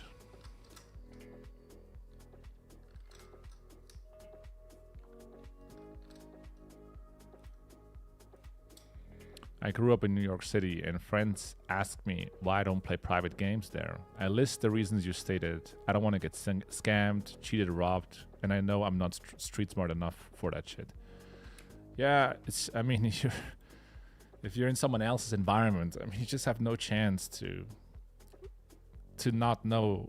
You cannot detect the cheat, you know, like they're just too protected then.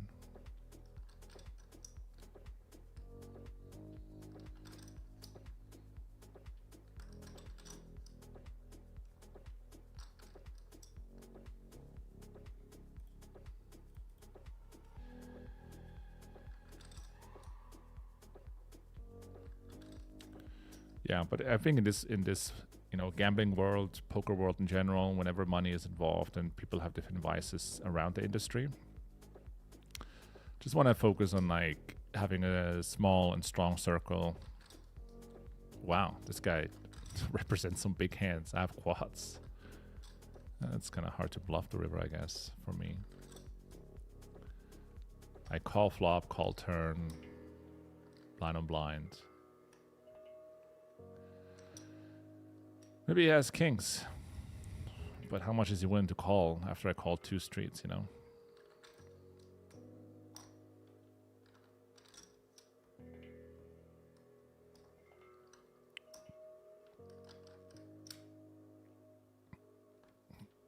I would say the best advice for your small circle is, you know, surround yourself with people that want to see you succeed and people that have high integrity.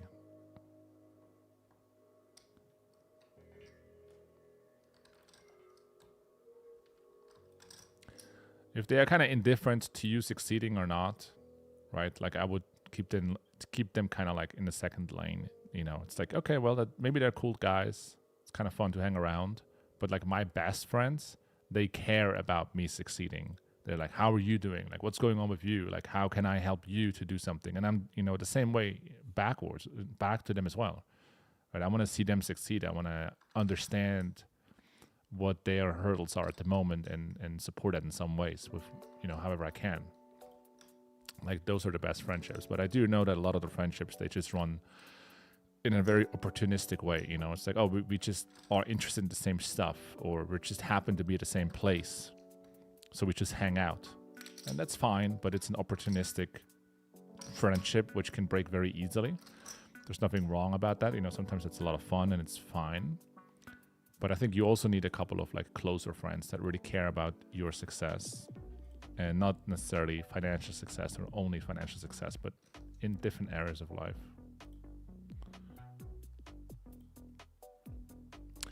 Guy comes in with the 4-ball. Sure. Our hand is too connected.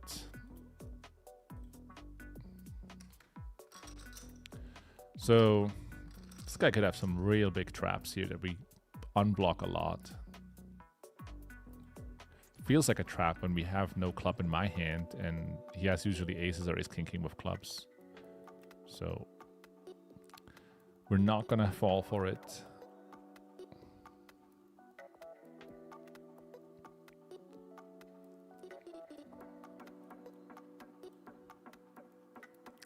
It's an interesting turn because, I mean, the trap now would be ace king of clubs.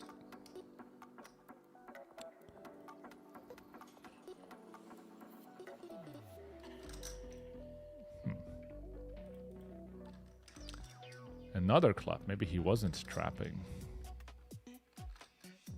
Ah, he is trapping. I mean, we can never call, obviously, but let's see. Ah, he isn't. He's not trapping, but he's bluffing the... I mean, this is so weird. Like, what are you bluffing there? Like, you think I'm folding a better hand? Like a boat?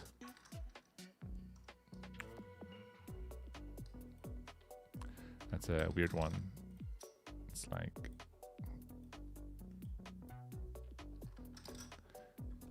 I mean, like, what hand to arrive with on the river that is better than this and is really folding?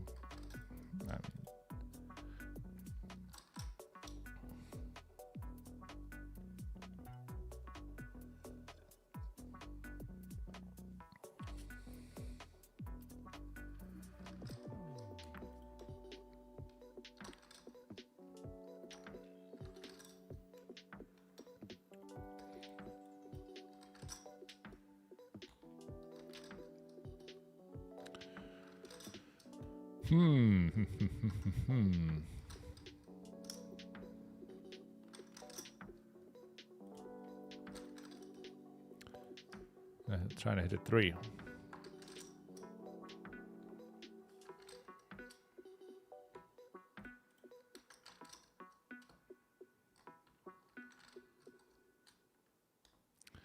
I mean, we did hit the 3. But there's always a but.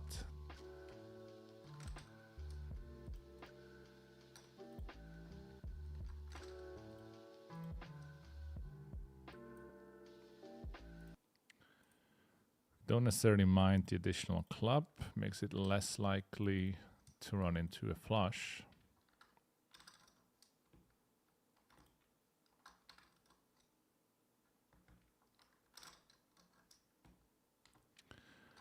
And here we are, a bottom boat.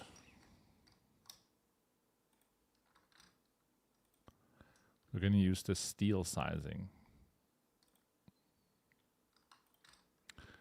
Looks like we're trying to steal it. There's the call. Here we go. This guy flopped the flush.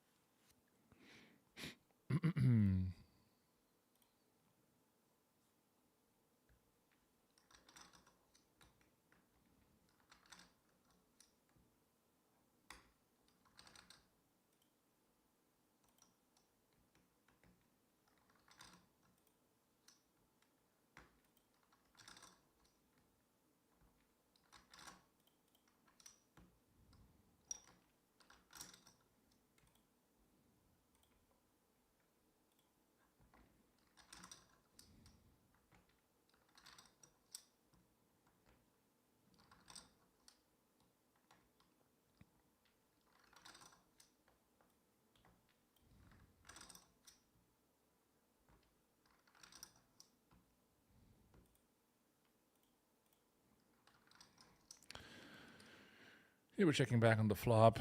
Low gutter, pair, flush draw. Just looking to see if we can make our hand.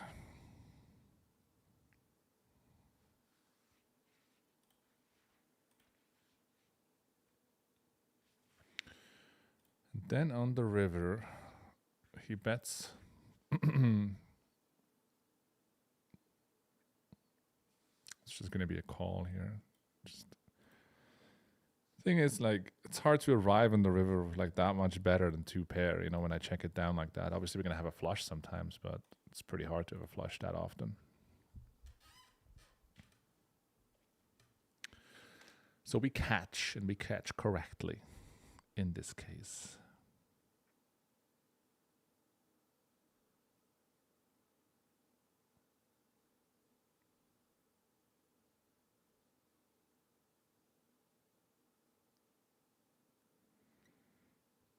Yeah, it's an interesting question about if there is a lot of side action or not in the challenge. I haven't heard of any side action, but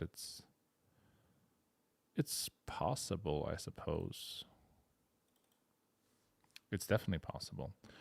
Over here, blind on blind, we 4-bet fold our ace, king, jack, jack.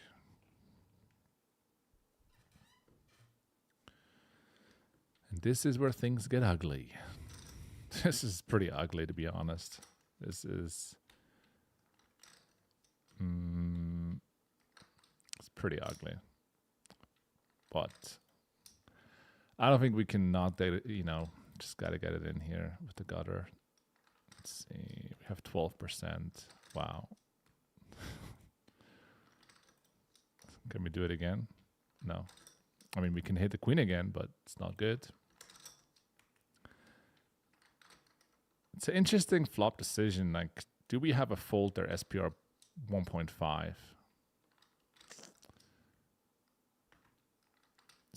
Like, surely not with aces, but like with jacks, I could be convinced. Chat, let me know. Could be convinced.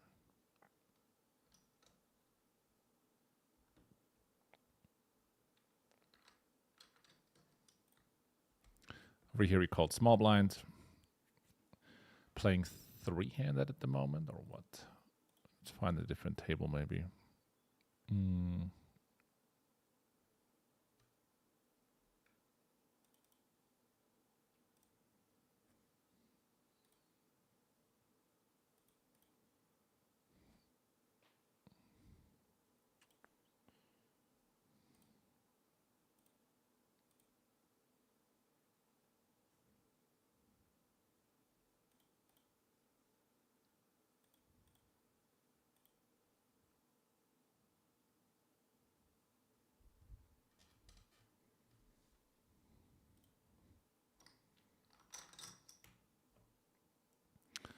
Over on this table, we checked the flop.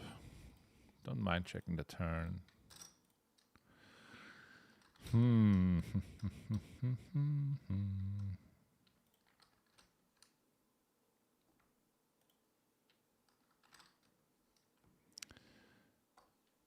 mean, he has a hand that just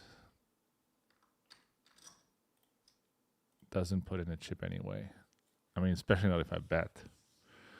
Over here, single raise pot, check, check, flop. Bet the turn here, getting some value from some of the straight draws, or maybe denial of equity, fine too.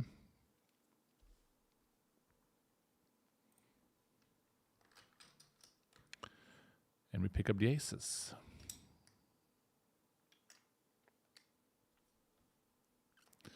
Oh, hello. Cold 4-bet, huh? Cold 4-bet against Crusherino.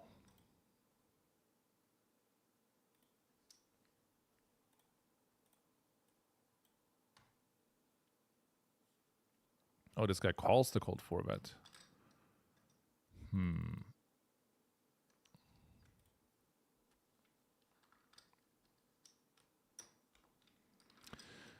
I mean, I think this flop is mine. The only question is the sizing, but not really. I mean, look at the stacks. I'm all in.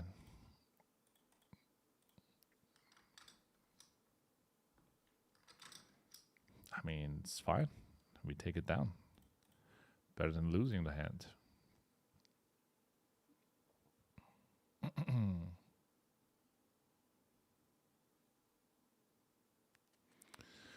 Over here, we're looking to connect to 4 or 6. 4 or a little 6. Ooh, it's a 4. Wasn't sure which one I'm going to hit. So we lose against King Kong, but we unblock the aces. We unblock all the broadways, so ace, king, queen, jack combos. Let him just pot. How about that? Half pot, so he's a bit more polarized. I think we just always got to raise, unblocking that king. So we will raise.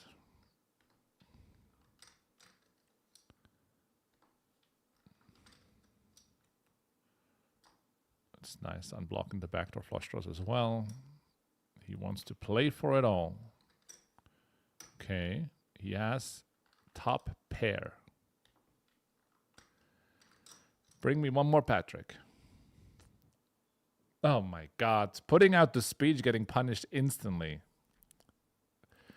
Why can't I put out a little speech? Bring me one more Patrick. What the hell was that, guys? Gets it in with one pair against my set. Getting punished for the chop. Disgusting stuff.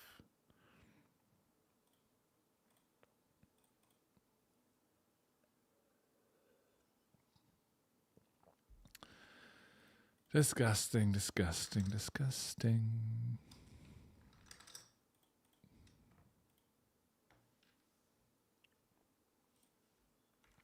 Did you guys see that? We triggered him with the king, jack, jack. Get punished.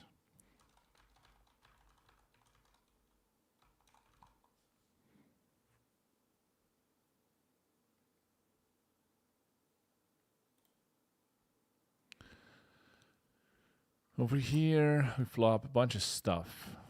Let's start betting.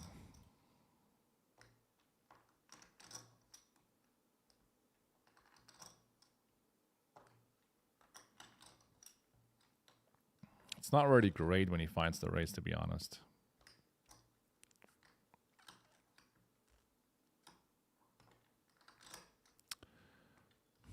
It's not that great.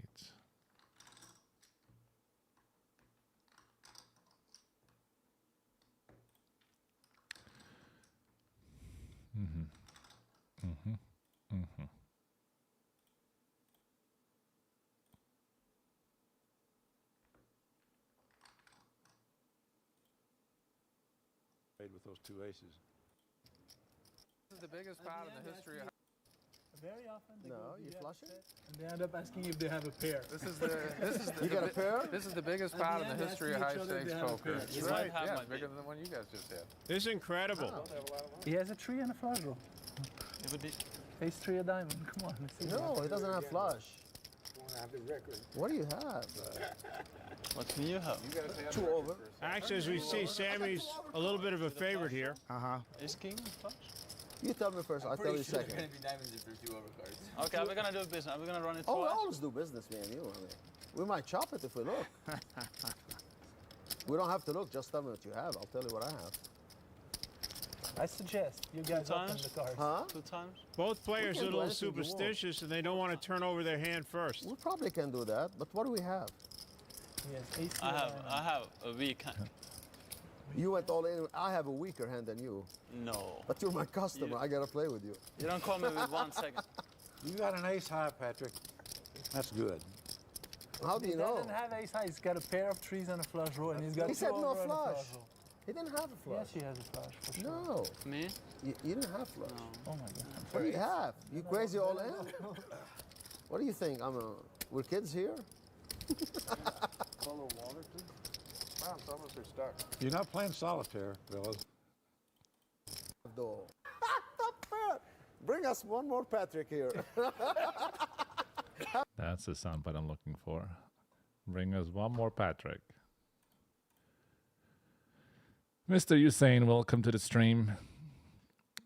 Welcome to the stream. Playing PLO, trying to outdraw top pair with a set. So far, no success. Let's have a look back. Yes. Top pair. Bring me one more Patrick. Oh my God. Putting out the speech, getting punished instantly. Why can't I put out a little speech? Bring me one more Patrick. Look at his hand, guys. Look at his hand.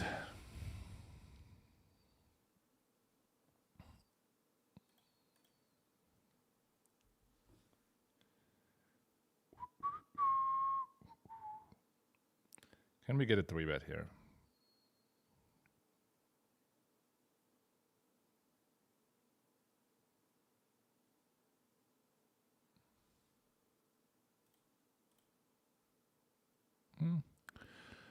Not a bad start.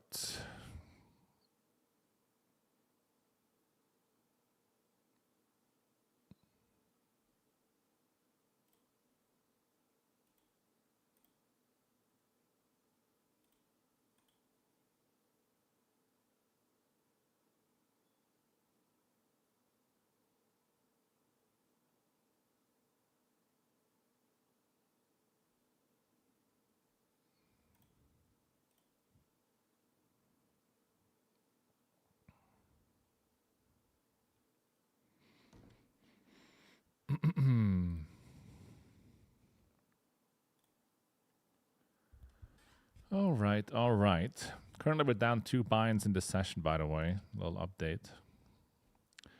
2 buy-ins down. Looking to recover.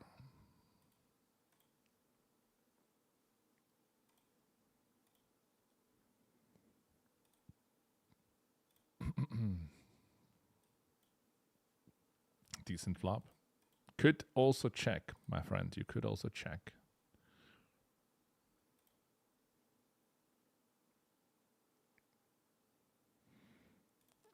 Checking is allowed.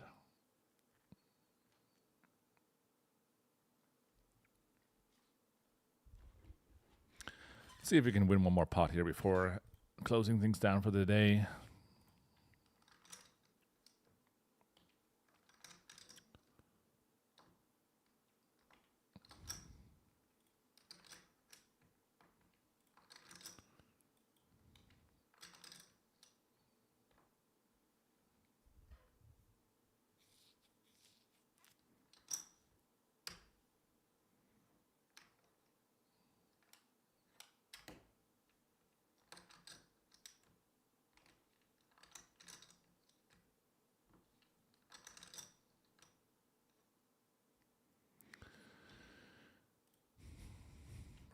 We're folding.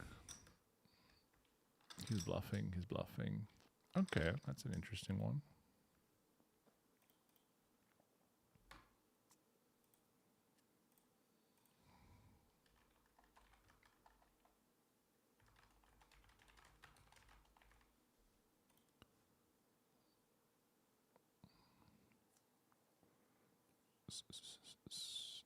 You crazy all in? Exactly. Gabe, the best commentator of all time. No doubt. No doubt there.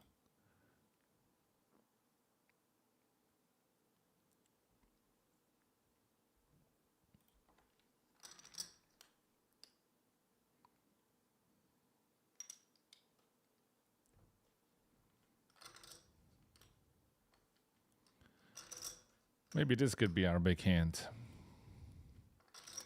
Starts with a limp and an ISO. Beautiful stuff. Crusher 99. Give him the punishment. Don't want to see the 4-ball because we will have to surrender. No 4-ball, no pair though. Pretty sad story. I mean, we turned so much stuff. Oh, man. Just gotta bet and hope we turn Jack of Clubs or Hearts or King of Hearts, something like that. Need to hope it doesn't raise. King of Hearts. Oh.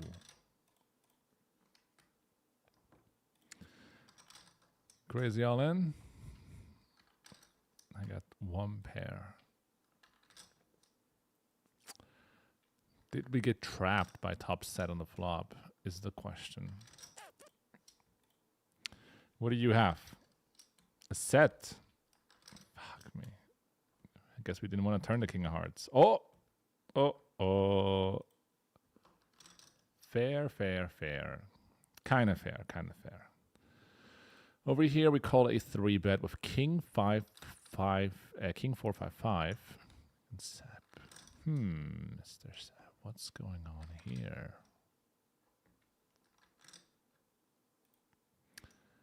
All right, we're taking a stab, giving you free money.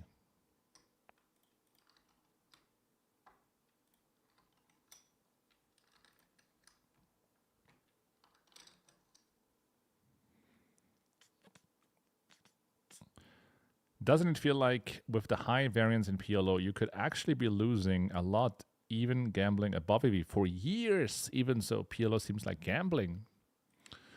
No, you can be losing for years. It depends on the format you're playing. If you play online cash, you're not going to be losing for years. Like it depends on the volume you put in, but for most players,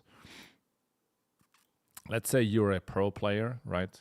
Like you probably will be losing something like 1 or 2 months of the year. If you're a mid-stakes or a low-stakes professional. If you're a high-stakes professional, it's a little bit different because you usually end up playing lower volume in various stakes. So if you run bad at the wrong stake, let's say you play 25-50 and you play 50-100. So now if you run bad at 25, run good at 25-50, but run bad at 50-100, it's like twice the stakes.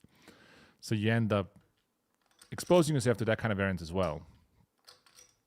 But I would say that if you play one stake, let's say PLO 200, for example, for an entire year and you're a professional player, you probably will have like 1 or maybe 2 losing months of the entire year. Like somewhere along those lines. It obviously depends on your win rate, right? But that's usually the experience. And then if you play tournaments, for example, I mean, that's a lot of variance. I mean, you can normalize, you can sell pieces and standardize your buy-in size, for example, your unit size. You can supplement it with cash. You can supplement it with online tournaments. There are various ways to be more smart about variance, and then there are obviously ways to degen it up as well. So you also need to have a strategy or some knowledge and a strategy around how you want to reduce and approach variance. It doesn't really matter what form of poker you're playing. It's kind of similar to investing, where any single investment could be a logical, or it could be a justifiable investment. But the more important question is like similar to poker.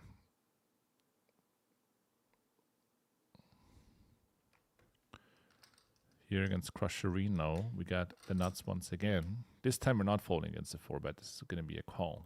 But he just calls and we flop nothing. Start with a bet. I often hear people say, I study poker. I never know what that exactly means. Can you explain with an example? I'm a bum hunter on GG and I don't make bad money, but I want to get better. So this is kind of it's a very typical question. So you're not alone there. But basically, we make a flush, but it's not really the kind of flush we can value bet now.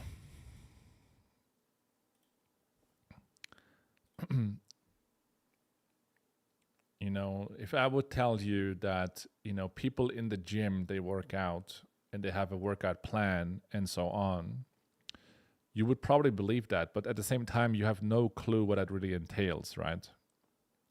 So I just don't like this spot. Like, what is he really bluffing with that floated the flop?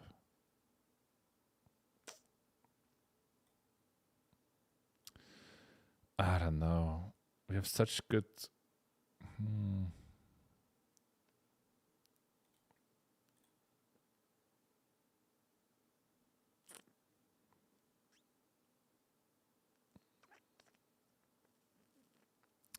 I think in theory, my hand is definitely a call, like blocking a bunch of stuff that can show down.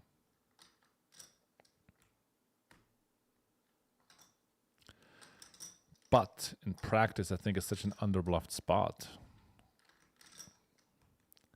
Yeah, we're just gonna stick to the theory, I guess, and call. Just gonna call. Yes, kings. Fair enough.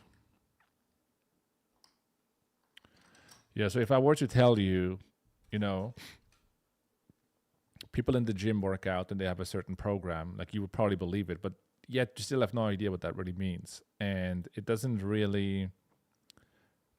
like, I could explain to you what it means for each individual person, but I think what's more valuable is to realize that you have to start yourself in order to understand what's going on. So with studying, it's basically the same thing. It's sort of a cope, you know, to be like, well, I would study, but I don't know how. You know, say, well, I would work out, but I don't know how. Well, it doesn't really matter that you don't know how. Like, probably the first hours of you studying or working out are going to be, you know, pretty basic, and maybe you don't achieve that much because you're not good at studying. But that's the whole point, is you need to get better at studying, right? Like, that is the whole point. And the way you get better, more efficient, and more effective studying is by studying. So as you get started and you watch videos in the PLO Mastermind, you use the software step by step, it will become more and more clear about how you personally can improve studying. All you have to do is close out the poker tables, start watching some instructional videos. In those videos, software will be used. Use the software, do what's in the video, and then after a while, after hours of doing that, maybe after 30 hours of doing that, you're going to be like, I think I want to do this thing. This was very helpful to me personally, right? So similar to the guy who's like, I'm not sure if I should go to the gym because I don't really know what all these guys are doing there. It's like, well, it's a nice way to, I suppose, find an excuse. But why don't you just go there and jump on the treadmill, and then you look around a little bit, and then one day you're going to be like, well, maybe I should try this bench press machine a little bit and see what's going on there. And then the next day you're going to be like, you know, this like leg press thing where I can't really hurt myself because it is set up in a way where it's like super safe. Maybe I'm going to try that thing, right? So in the same way, you just jump into it, you know, in studying poker, and then you're going to get better doing that and find your own process of what is going to make you better along the way.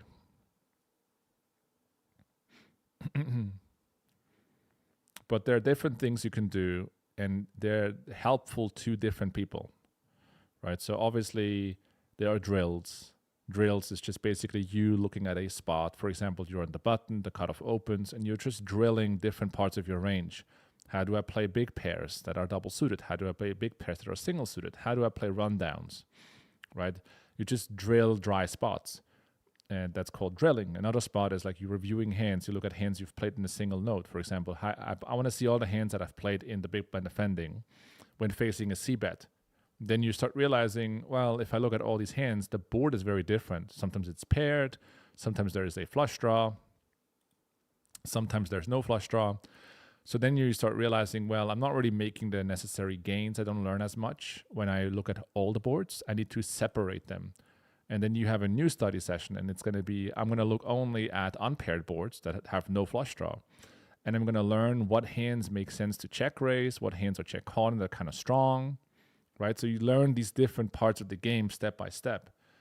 And along the way, you will learn what is most helpful to you and your game and the way you want to expand your knowledge base at that point in your career, in your journey. But it all starts by just jumping in and starting. You know, just because something is like not clear to you right now doesn't mean you shouldn't start. Similar to the person that, you know, should get fitter. He's like, I need to lose weight. I need to become healthier. But I don't know how. You know, it's like, well, why don't you just, I don't know, skip breakfast and then walk around the block? Yeah, but what are all these other guys doing? It doesn't matter what these other guys are doing. Why don't you just do that? And then after a while, you can start improving that routine. Like, that's how I would approach it.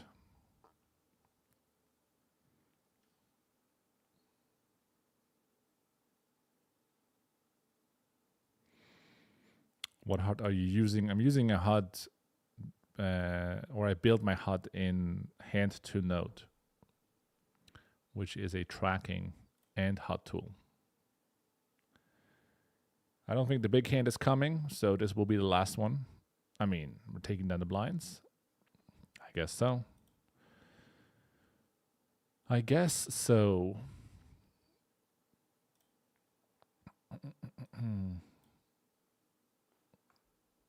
Maybe this one is more interesting.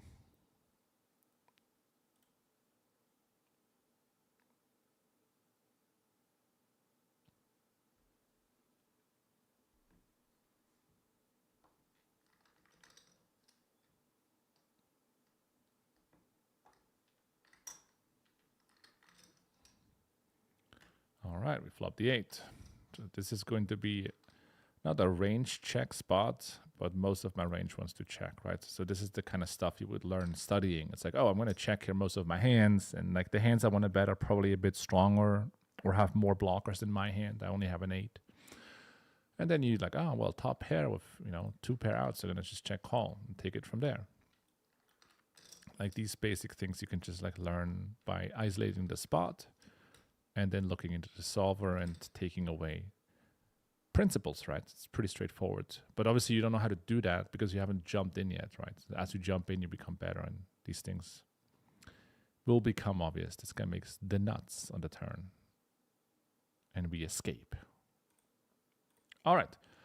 This is closing it out. Hopefully you guys have enjoyed today's stream. Maybe we have one more hand over there. I will catch you guys another day this week. Results for today are over here. We're down $1,322 in those 800, actually a good amount of hands, 837 hands. Not really anything too spectacular has happened. We just played hands and didn't make the nuts or had like a good spot, too many good spots, which is like, just another day at the game. There will be better days, there will be worse days. We're just in there. And with that, we are gonna clock out. Hopefully you guys have enjoyed the stream. This has been JNandez. I will catch you guys in the next one. Make sure to subscribe to the channel over here on YouTube if you want to see videos that I'm posting. I'm also going to review some of the most interesting hands that I've played during this entire challenge. Some pretty crazy bluffs on my end. My opponents are bluffing. Crazy hero calls. Like more of that on this channel in the next 2 weeks. So make sure to hit the subscribe button so that you get notified and watch these videos because they will be super interesting.